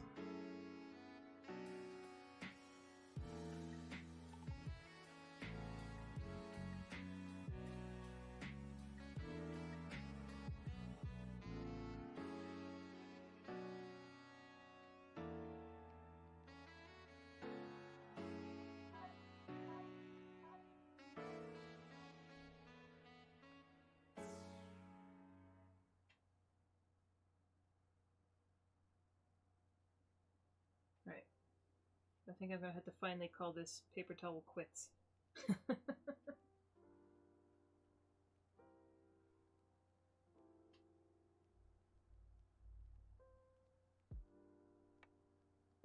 Can't say I didn't get maximum usage out of it.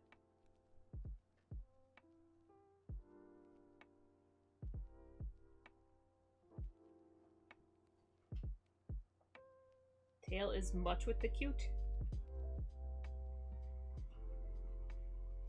So you're saying if I want him to be cute, I keep the tiny tail?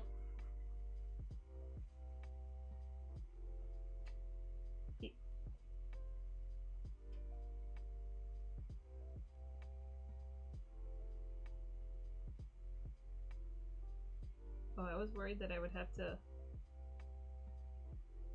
Well, I goofed there. I was like, I need to make sure I get the lines that the paper towel made out. And it filled in the gaps itself.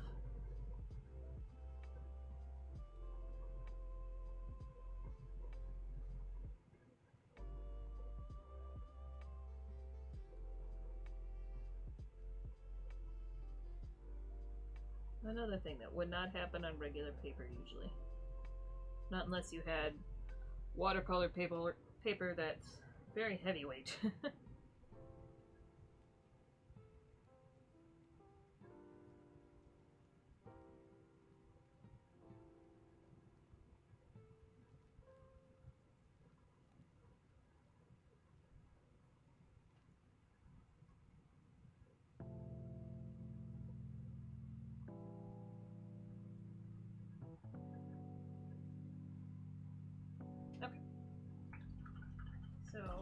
keeping the tail.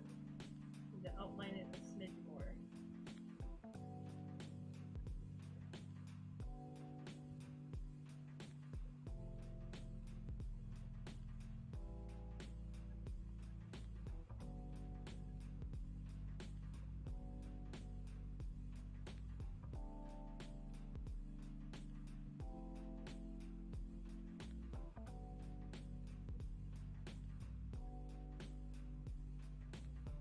This white actually dries pretty fast, so I'm adding a little bit of shellac to extend it out.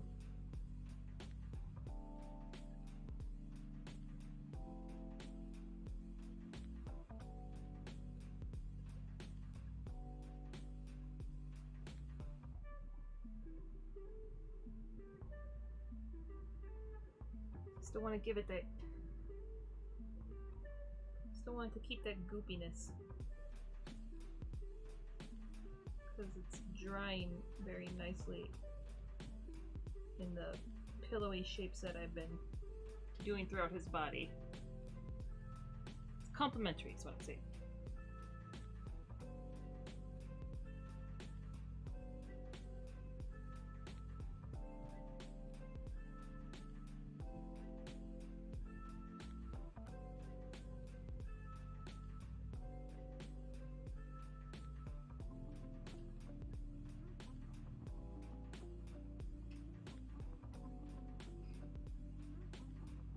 Like, I don't think I'm gonna detail his tail anymore, because I like, if it's gonna be in the background, it needs to be faded out.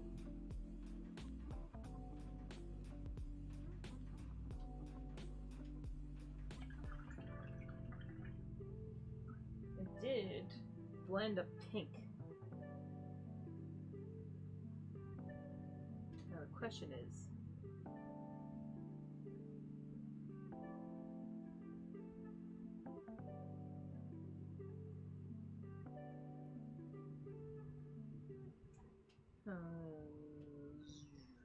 alright. I'm gonna test it over here first.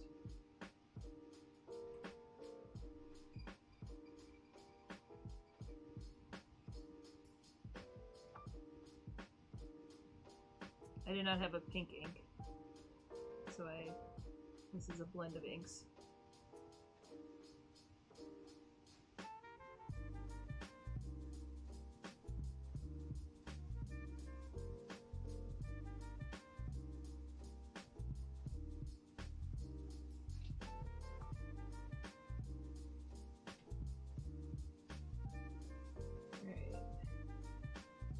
That there. Still need to hold down. Like, I don't know if you can see the bubbling that it does.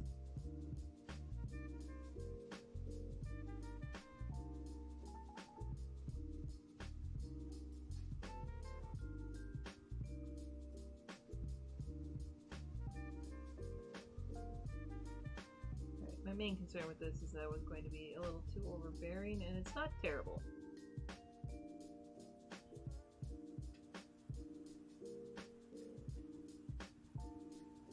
It is a little bit though, so I am probably going to try and knock that back with some white before it completely dries.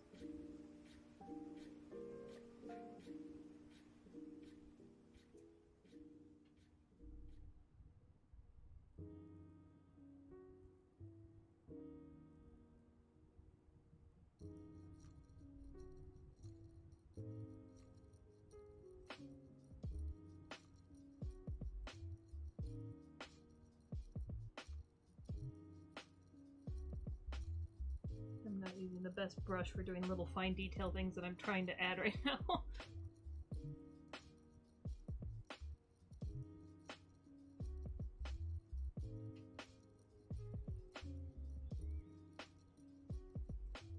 I just don't want that color to only be in the little dust swirl. I want to have it be at least a little bit in the rest of the eye.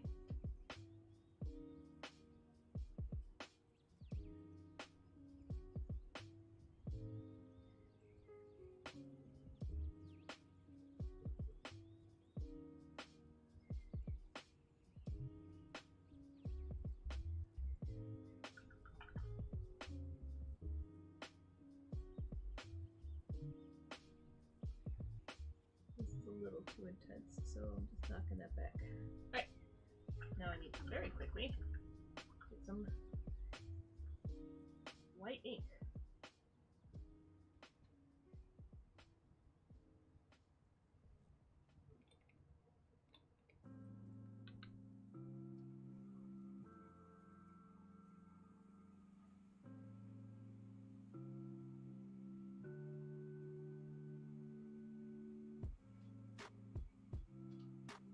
I have just goofed and put paint water in my ink. I'm smart. Oh well. Too late.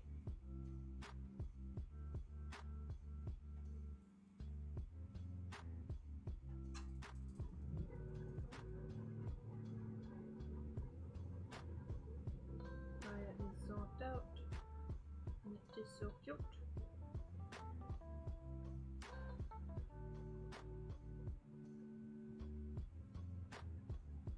Oh no, I woke her. I'm sorry. Alright, it's actually not as bad as I thought. It's naturally drying a lighter color. So I'm actually not going to go and knock it back as much as I expected.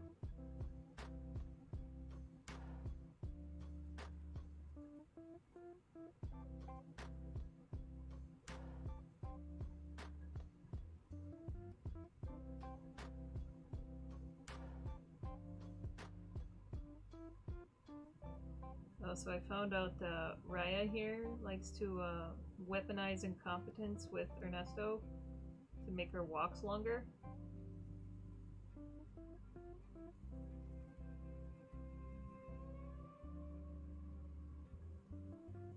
Because I noticed that she's the first dog I've had out of the I think I've had like 13 dogs in my life. I've always been a dog person.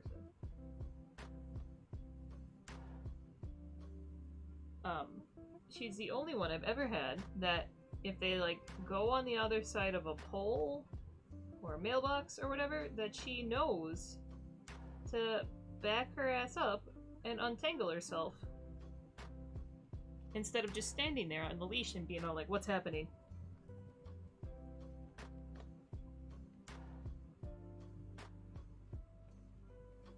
Which I was surprised by, because she was either completely loose at some terrible owners or feral, because she wasn't leash trained at all when I got her.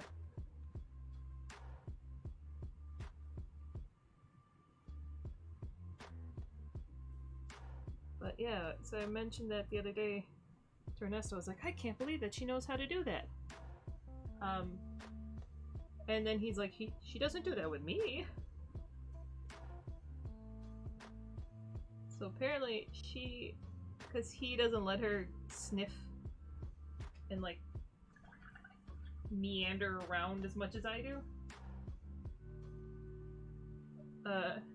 So I guess I think she's just been doing that to make him slow down, essentially.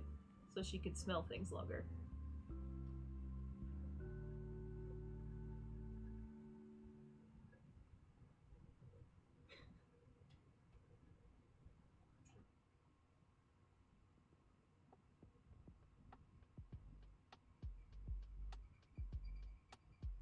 She's my adorable smart cookie.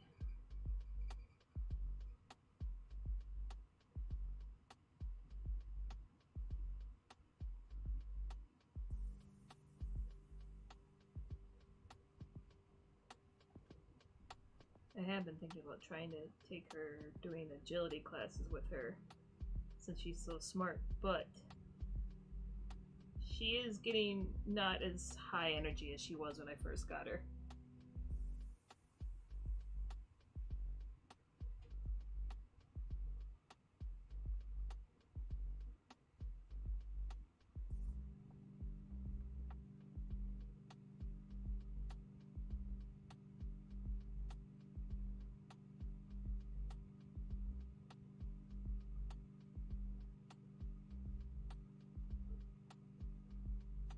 Use this pink now that I know what it's doing up here, or will do, to knock back the tongue a little bit.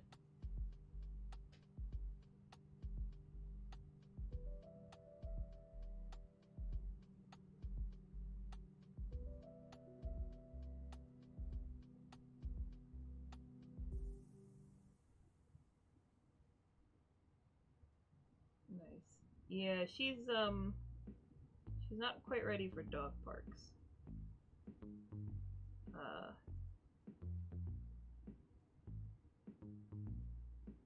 Like, I don't know what situation she was in, but with how her face was all mangled, she may have been some kind of dog fighting thing. But she like wants to play with other dogs, but she has this mentality where there has to be an established pecking order first, and then she'll play.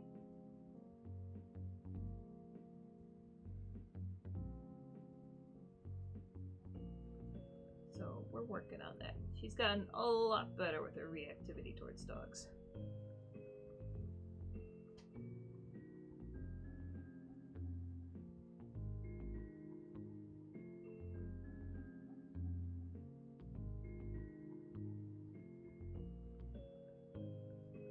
It's always weird to see where the ink is going to go. It doesn't stay where I put it sometimes.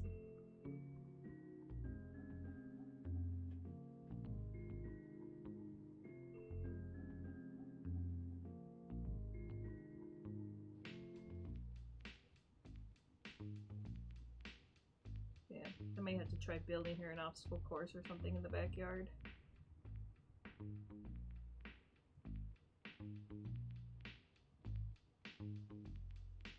So I don't know if she'd pay attention to that. She's very into hunting rats when she's in the backyard.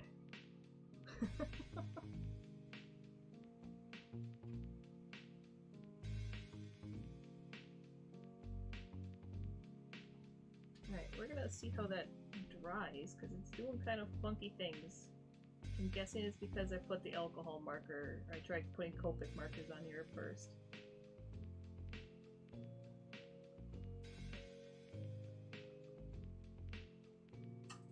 I may have to paint the whole thing in this pink, just to kind of get the same texture throughout. It's kind of doing something cool that works for a ghost poison type. Just not what I was expecting at all.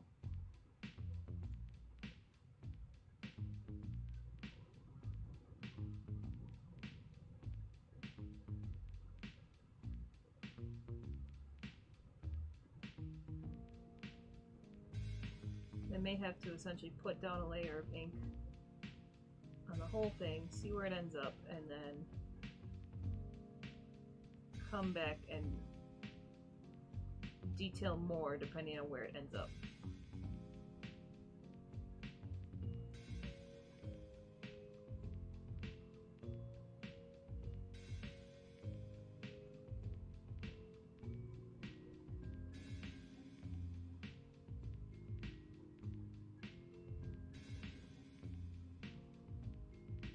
Okay, so I have a bunch of white in here, which I am going to use, but I'm going to try and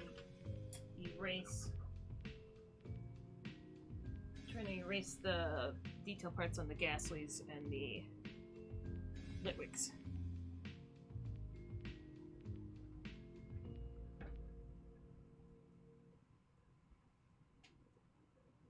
Do it without hopefully getting any pencil shavings in the ink.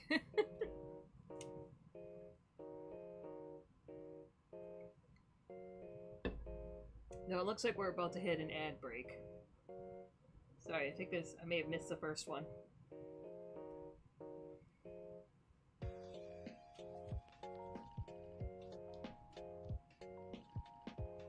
So, I may take that chance to go grab another water while we run through the ad.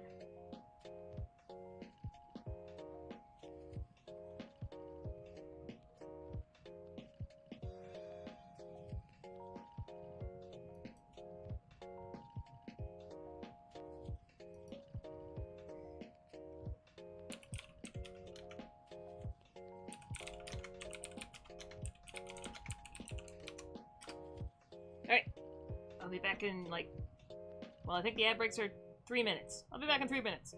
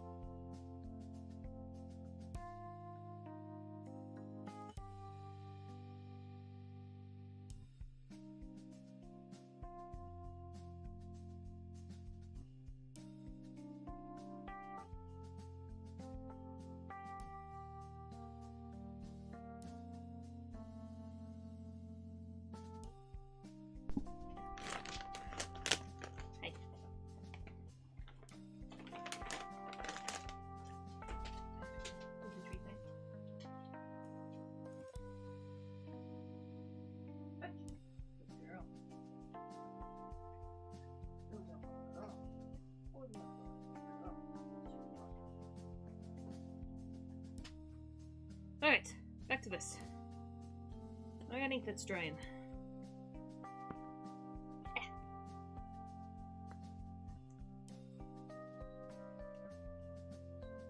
I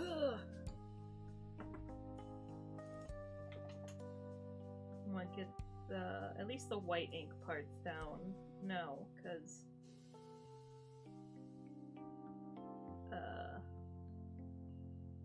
I do have to, like,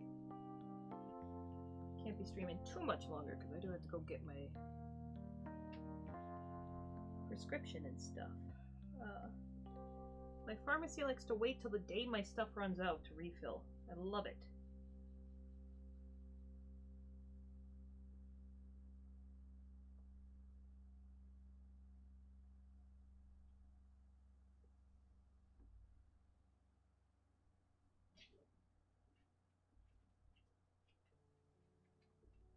But I will be streaming,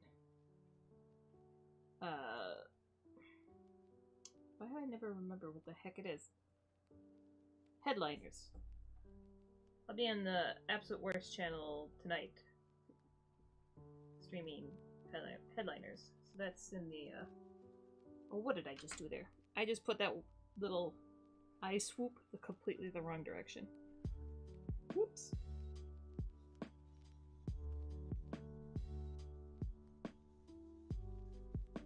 Blend away my sins.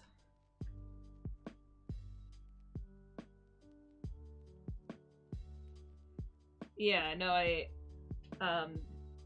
ran out of my cushion from last week. They waited till the day of to tell me they didn't even have my meds in stock.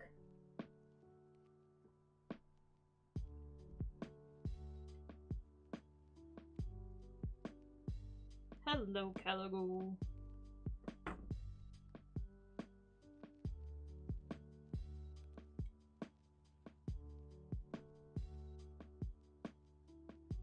How are you?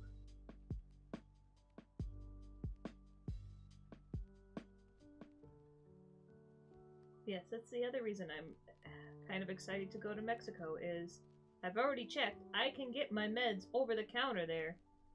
I am going to just straight up buy some.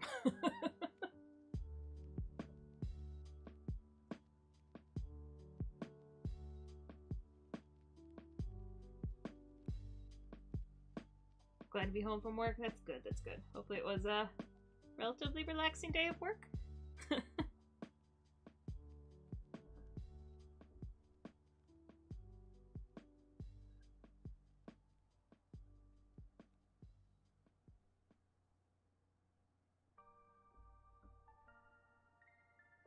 So I realized when I was drawing this that I don't think Litwick has two eyes.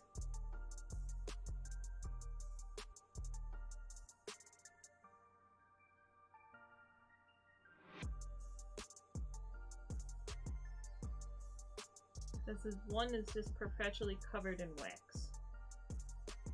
It's like little updo.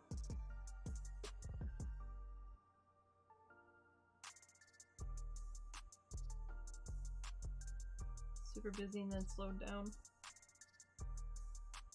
At least hopefully manageable busy.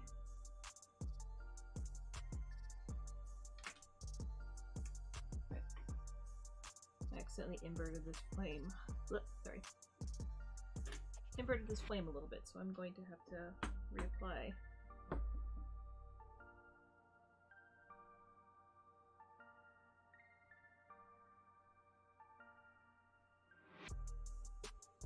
Reapply a little color in there.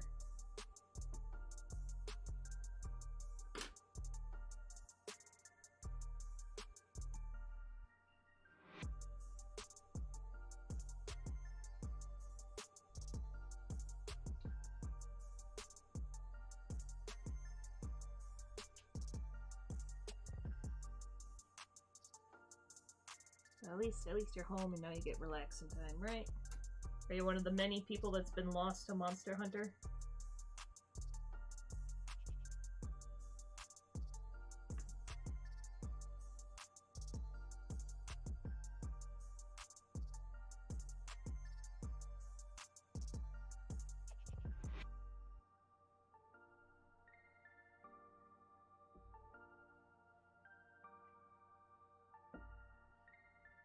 You know, my friends keep asking me to play that, and Ernesto did actually get me a copy. I can play it. I just, I'm not gonna have time for that. Not for a week yet.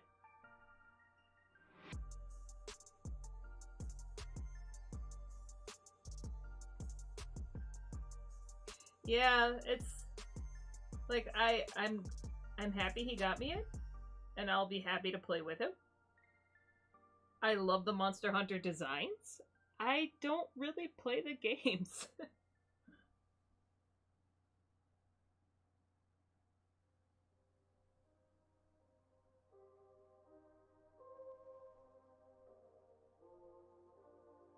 Like, I've been having a little bit more fun vegging out in Planet Crafter right now. Yeah, it is. They're a little convoluted.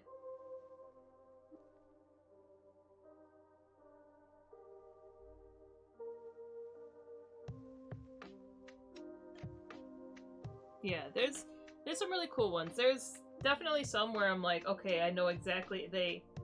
Monster Hunter's pretty smart about how they do things. Like, they can't have as much variety as you'd like because it's a game. You have to be able to churn out so much stuff. But they have way more variety than most games. And it's because they have a really smart method of having a framework that everything has to fit to.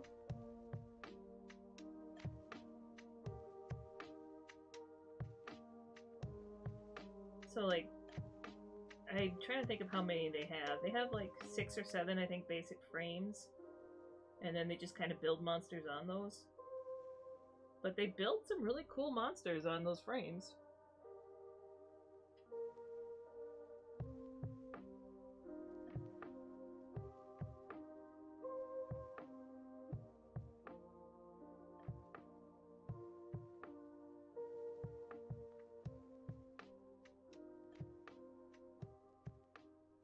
At least I appreciate, like, I know their designs where a lot of their inspiration comes from, but I very much appreciate that they're not always.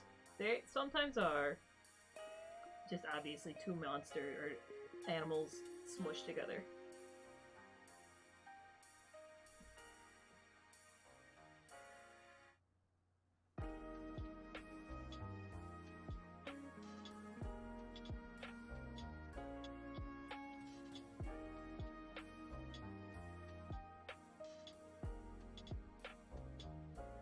I don't want to put as much level of detail in these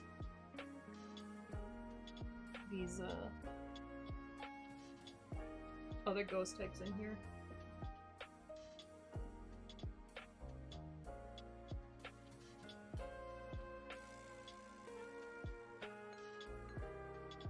They're a little too soft right now, so I need to pop them out a little bit.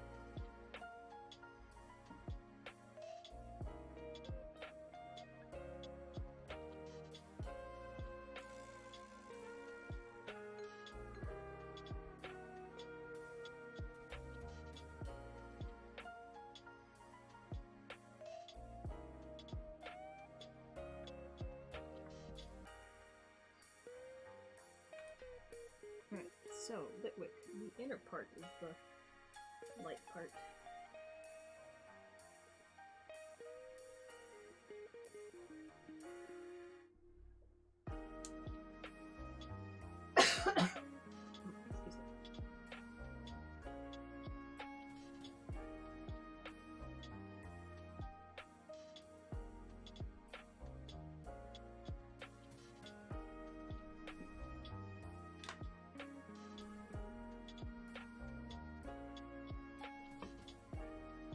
Excuse me. The more I look at this part, the more I'm like, I don't like it.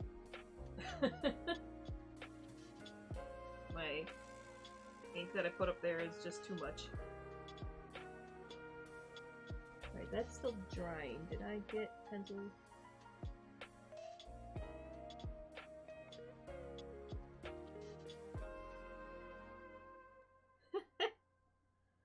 Sorry, I'm just lean in camera. I'm trying to...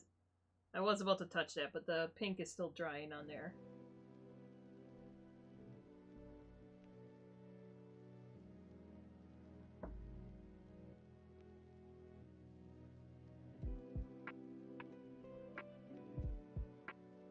white ink I think works well. The purple ink is too overbearing. So how to fix that? I can do it digitally easily, but I might actually try using some of the white and doing like a diluted blue to try and match this kind of shading and seeing if I can knock that back. That'll be for later though. Once I get the whole thing done, I'll see how much I need to knock it back.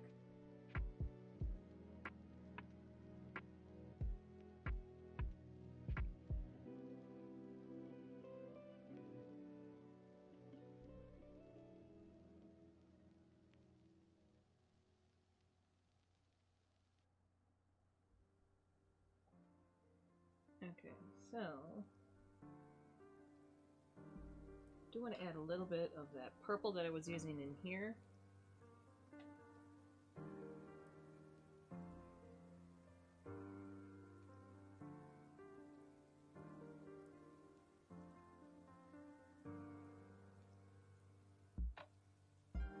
Not too much, because I want to keep that. I want to keep most of the colors on Gengar.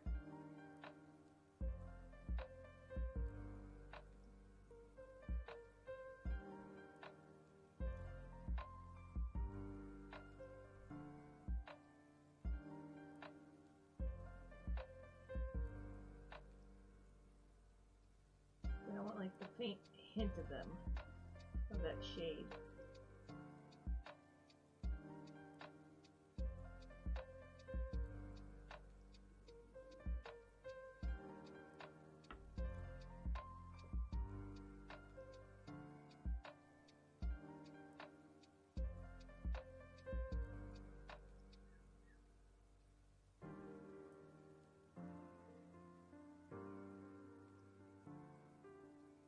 Anybody do anything fun over the weekend? I need to live vicariously through you. I spent all weekend working. I even canceled my D&D because I was like, guys, I got too much stuff to do.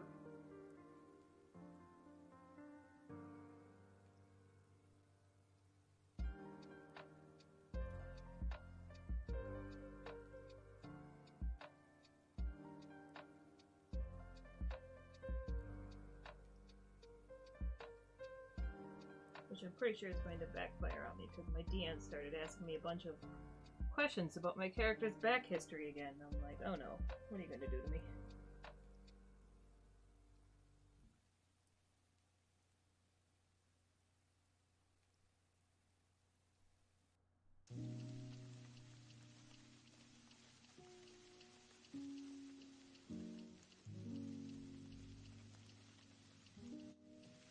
Welp.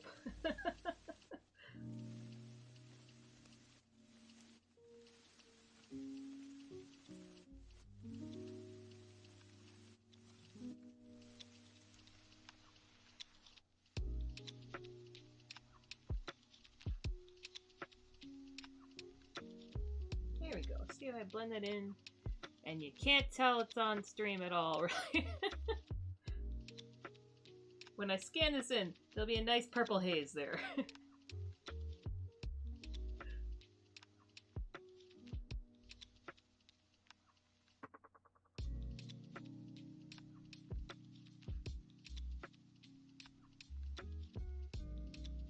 I'll do the same one with this one.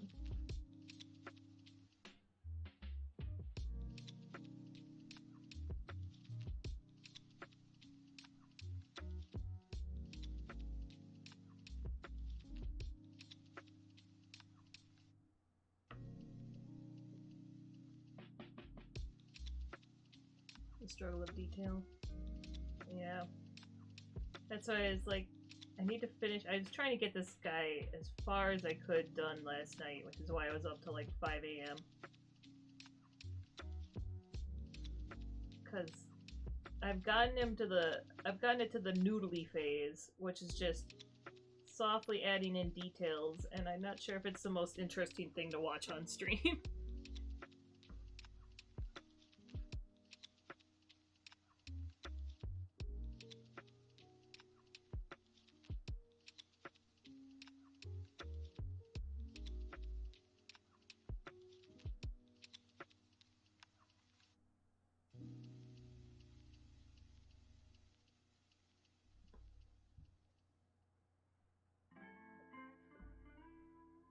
It's really weird how this purple, like if it's just on its own, is almost unreadable on the camera. But it's like I used it to darken this area up and it worked really well there.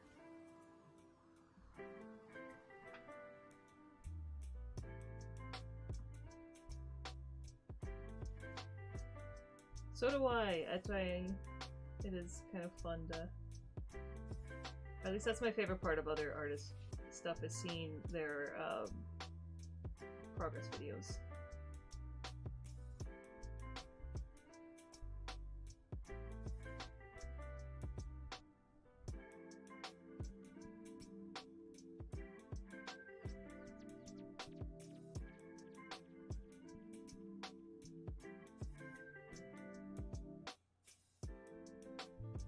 Tazo, are you going to Emerald City?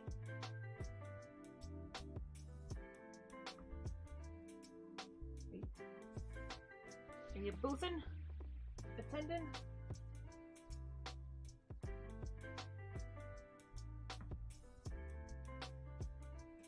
Or no, I think you were talking about local shows in where are you at? Were you Florida? Jog my memory for me. Emerald City's Seattle's big convention, Comic-Con.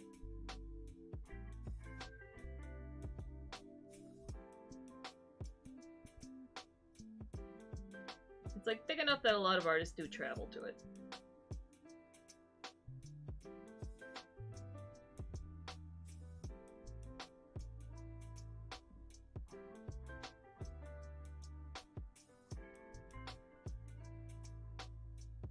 It's not as big as San Diego Comic-Con, but I think it's like... I think it goes like San Diego, New York, Chicago, Emerald City.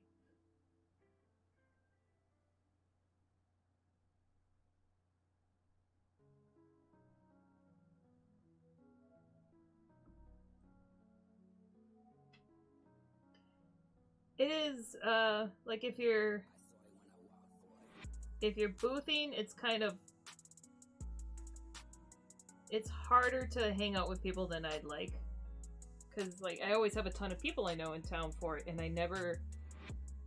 Like, I get invited to dinner all the time, and I'm always just dog-tired.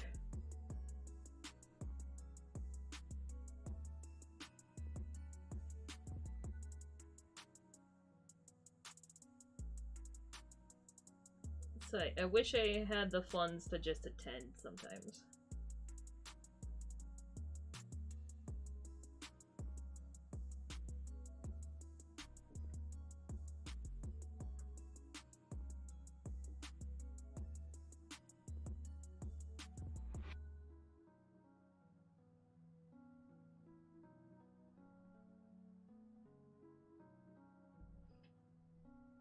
But yeah, I'm splitting a big booth with Katie Cronenberg, who does awesome watercolor dragons, and Bruce Bernise, he's one of the big magic card artists. He does a lot of the landscapes.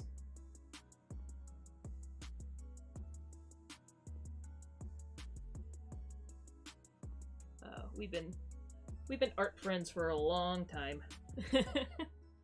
They were my whipping me into shape friends when I first started doing conventions. That was where I met them. I met them through local shows and they're like, we will fix you. But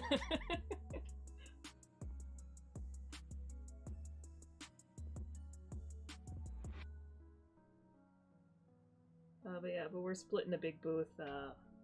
20115 is I think is our booth number. And the same, we're not in the Artist Alley, but we're right next to the Artist Alley.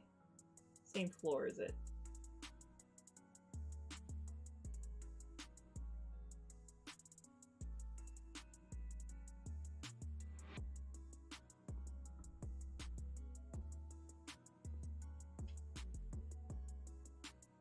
No worries. Yeah, sorry, I don't want to ever trap anybody in a conversation. I'm just like, I like hearing things. I like chatting.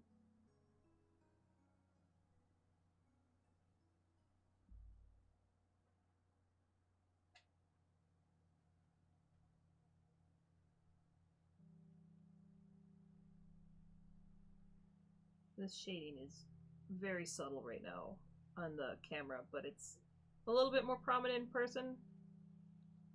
We'll hopefully read better in the scans.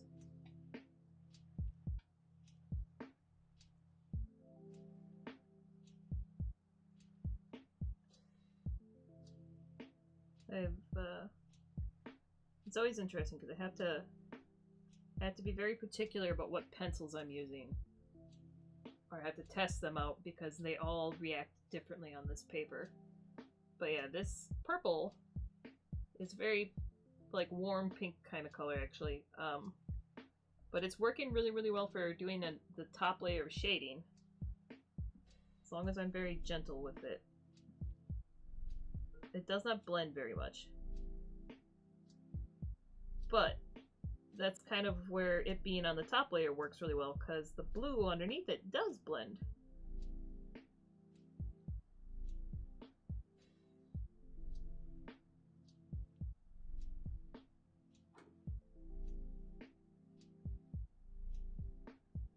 So yeah, it's actually working very nicely for shading at the end.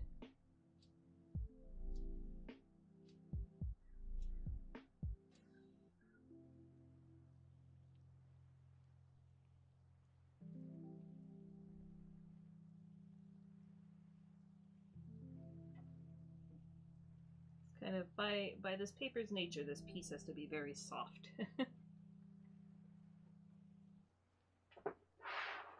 Sorry, I'm gonna scooch my board.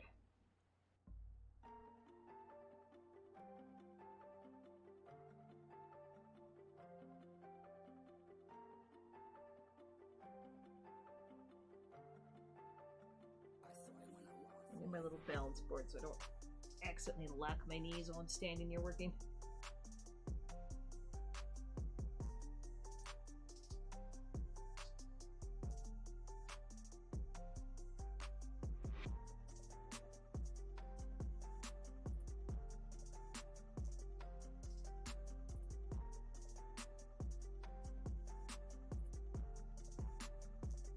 Alright, what color are Litwick's eyes?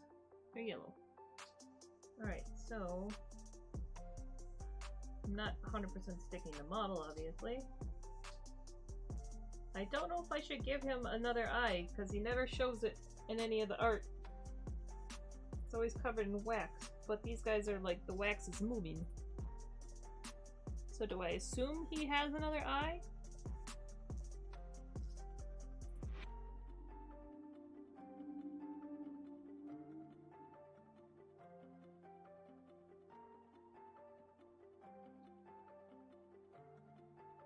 I don't know. I will hold off on that for now, though. I am going to put some of this purple into his flames, because he does have a purple flame.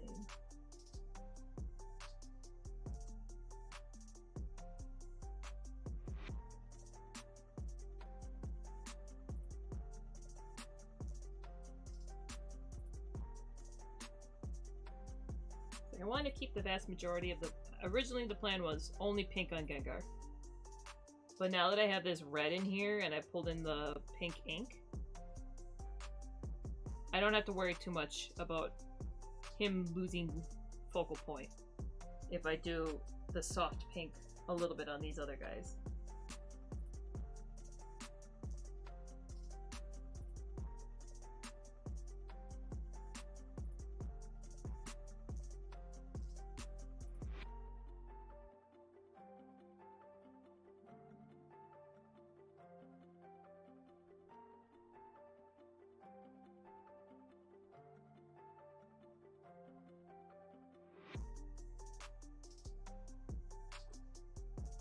Woo!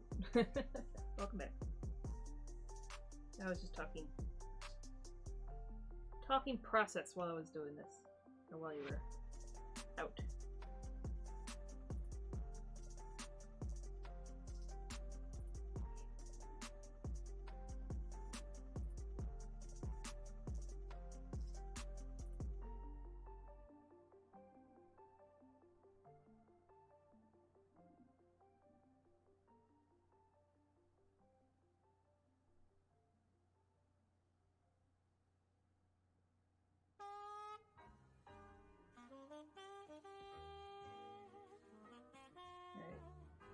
I am definitely playing around with Litwick's flame shape in here, which I am okay with.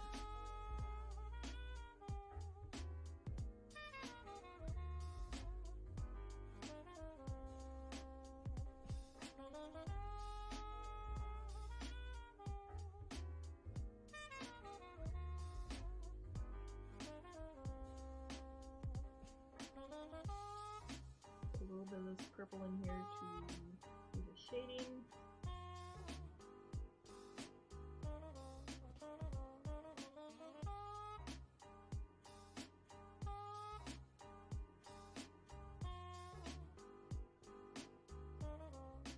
I'm hoping that I haven't procrastinated enough on doing the white ink, that it's all dry by now.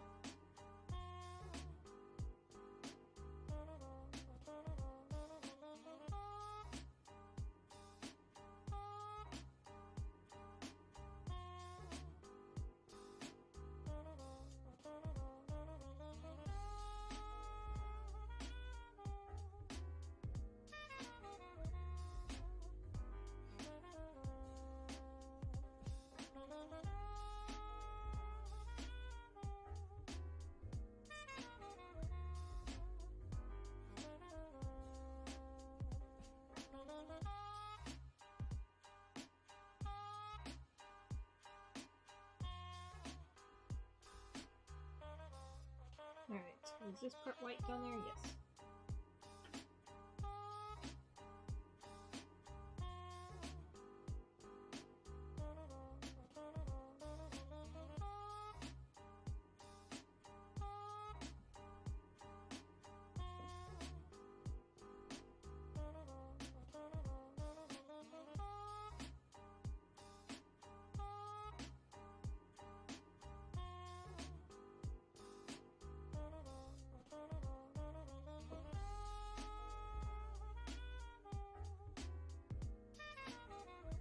I like my gases being fairly amorphous in here, so I'm gonna blend out most of this.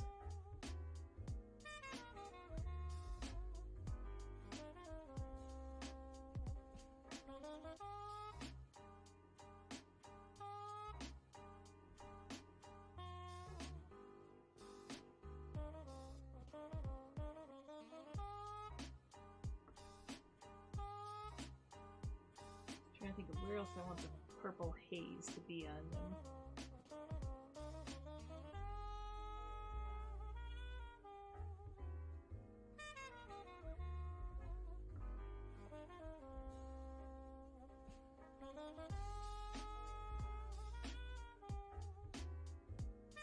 Alright, blend that in.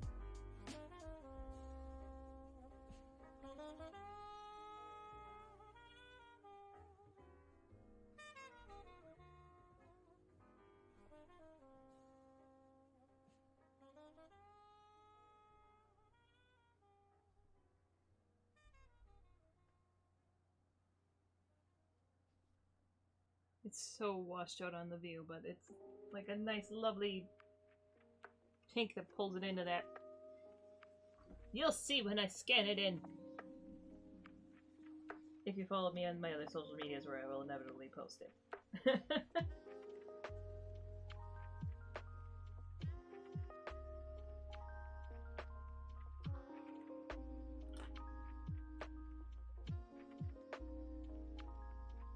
Now the thing is, their mouth is pink, but I kind of want to leave it not.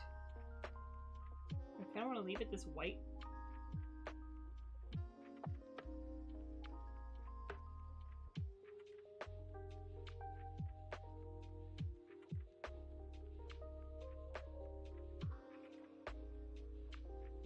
I may do that.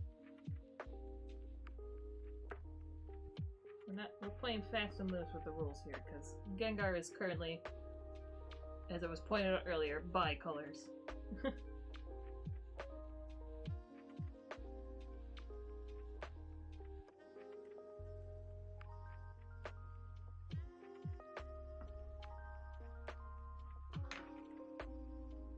Alright, White Knight is a not Pokemon person. What is your verdict on this?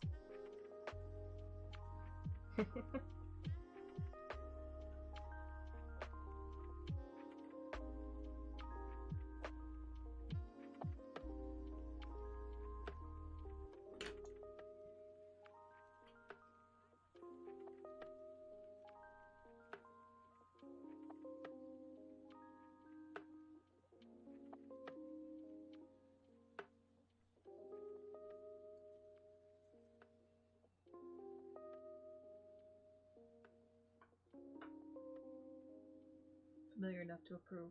Well, even if you're like not familiar, like if you were just walking around at a show and saw this,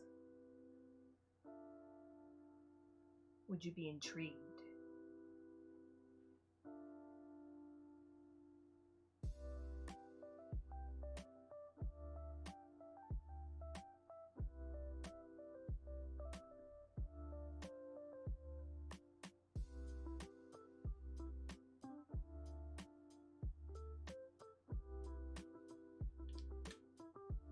You would recognize it as Gengar? Okay.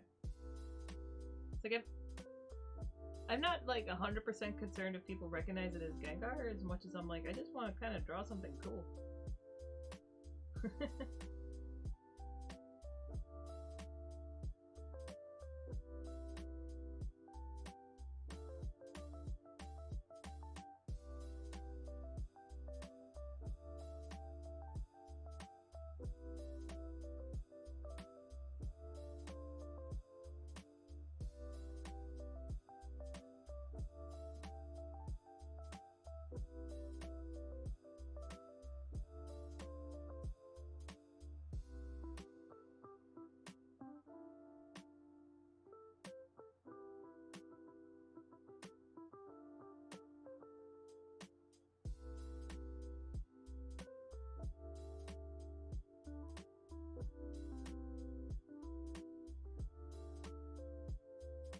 No.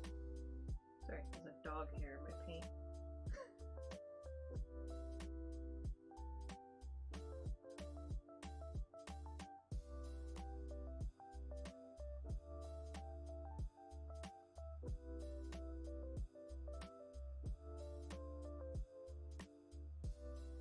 The only reason I haven't played around with the oils more.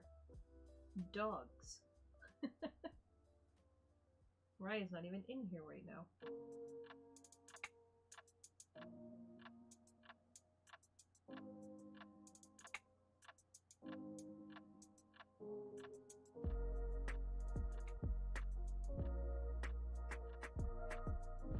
She actually hung out. Hung out for a decent chunk of time.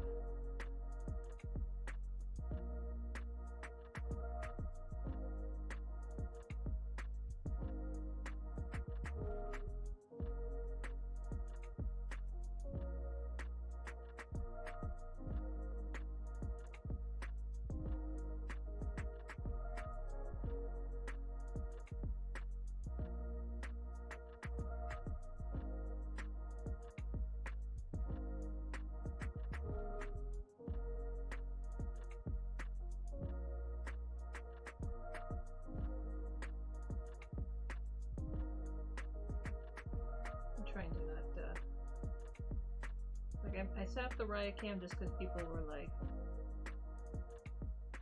were asking for it. Or at least friends are asking for it. But I don't want to, like, trap her in my office just to keep her on camera. I mean, I had to do that the one day because there's people over and she needed to stay in here. But, she's free to come and go as she pleases.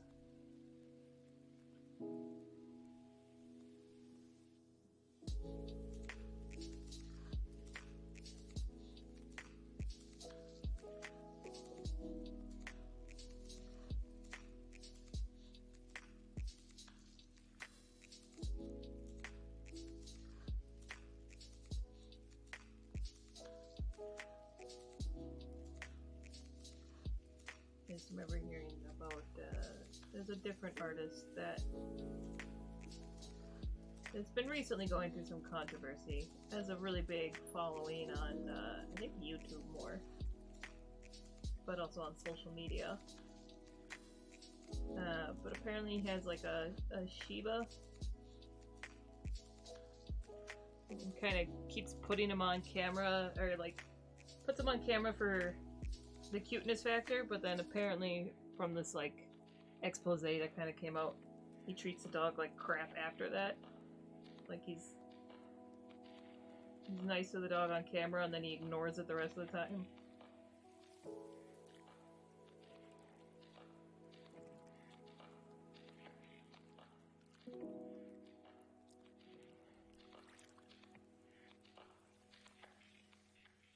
I do not want to be that person. I love my dogs.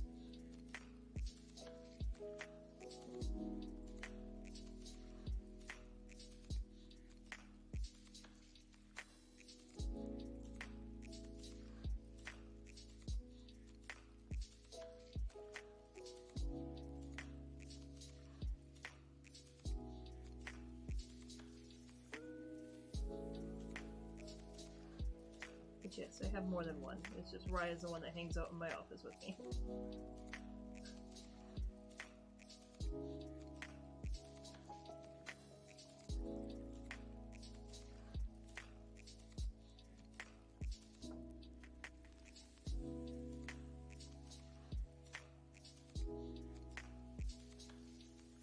I may have made a mistake. So you know how like after it rains you'll see night crawlers stretched out on the sidewalks trying to, you know, aerate themselves? I pointed out to Raya once what they were. And so like she went and sniffed it and it like shot back into its hole like they do. And then she just wedged her nose in the hole as much as she could and just inhaled deeply for like a full minute. So now whenever she sees something that's like kind of shiny like a worm, she's like, I gotta go see if that thing will shoot back in its hole.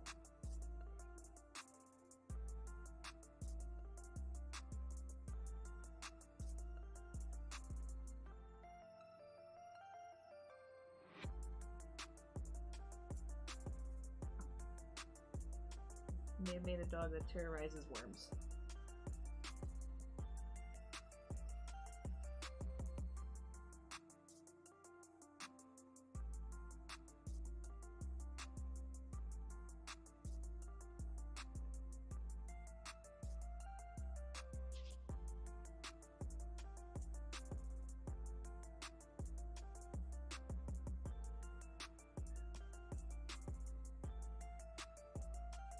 I like how this white ink is turned out. Yeah, I didn't really care for how the purple ink up here went, but this white ink is doing what I wanted it to.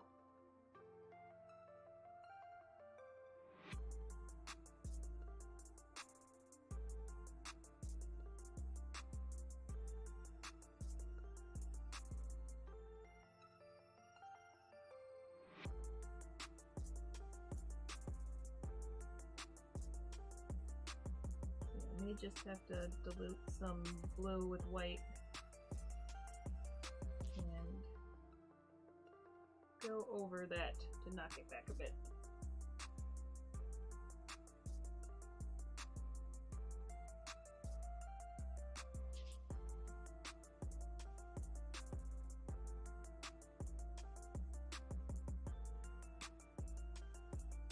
Just right now it's giving a nice contrast.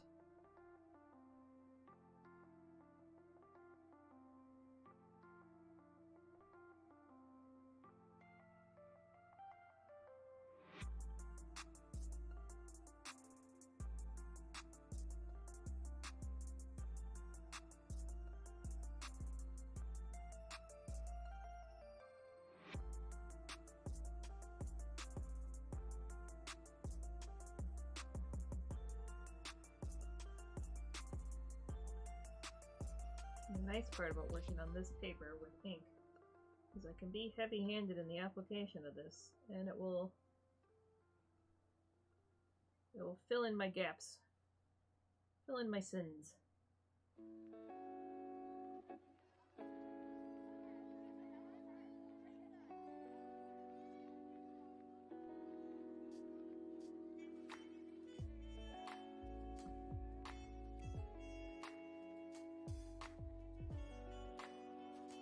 Yeah, for the most part, I think that's mostly what people use this ink for is alcohol inks, and then I think it's usually a more diluted version, but the people kind of just cover it in ink and then mix in like different either blenders or just complementary colors and let them mix in with each other and then kind of swirl it around, and that's usually what this paper is for.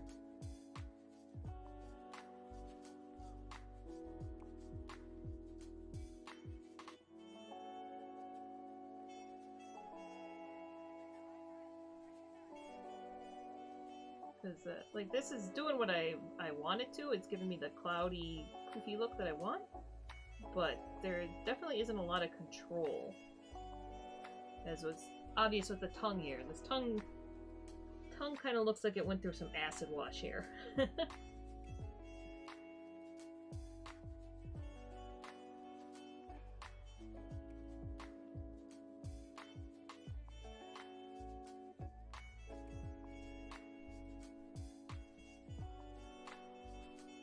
I mean, it's like tie-dyeing a piece of paper.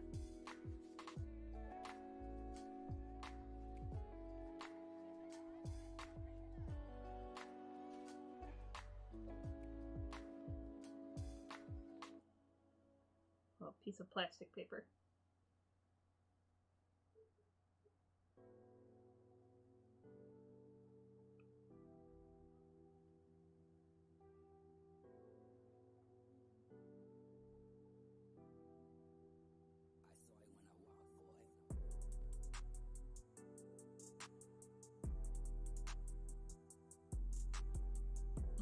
Figure out, I don't necessarily need to have these blending into each other.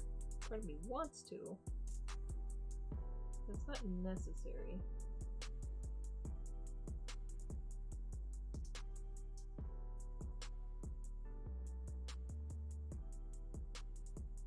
That's what I have in my concept pass. Is this blending into that? But I don't know if I need that.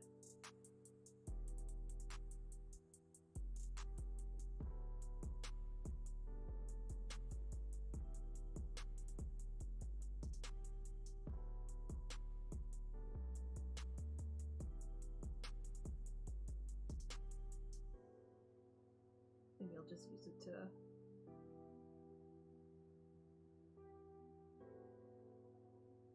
outline my little Litwick here.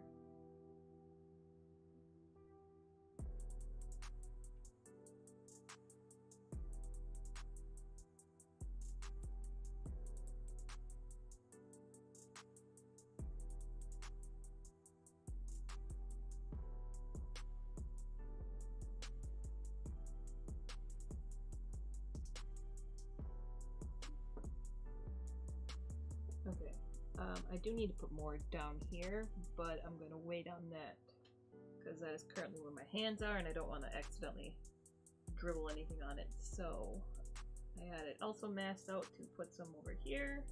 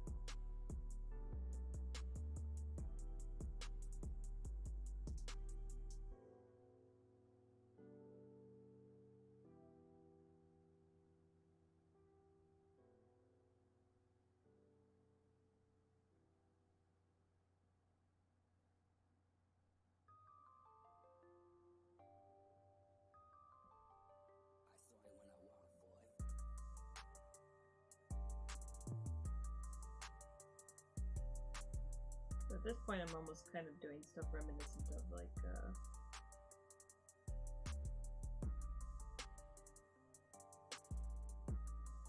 traditional rice paper paintings.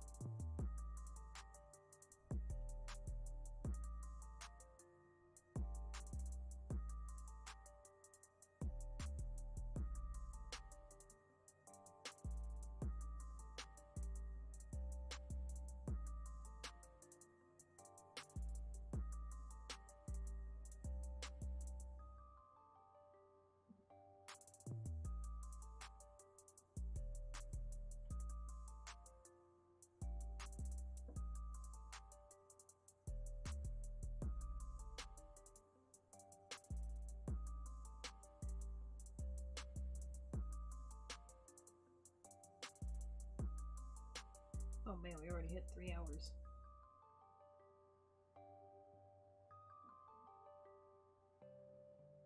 Alright, so this may be a good place to call it, because we're about to hit another ad break.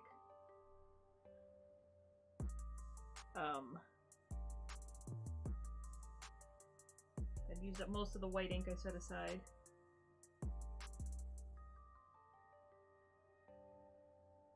And I still gotta run and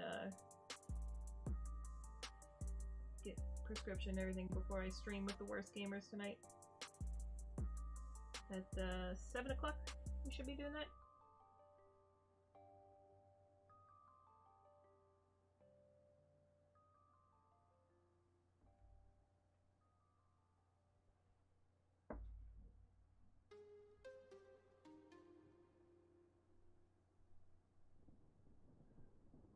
But yeah. Alright. So I think I'm gonna call it right here. Like I said, I'm probably gonna try and do a blue wash on this to knock this back because I don't quite like how that's too intense. But yes, we're about to start ad break, so I might as well call it during that. And then I still gotta do white down here. I gotta detail this lit wick a little bit more. This one needs, I think I'm gonna pull that purple shading into the lamp int a little bit, so once this dries, I'll do that. But I like how the swirls are turning out. I'm not sure if I'm gonna add more to the outside of that, or if I'm gonna leave that the way it is.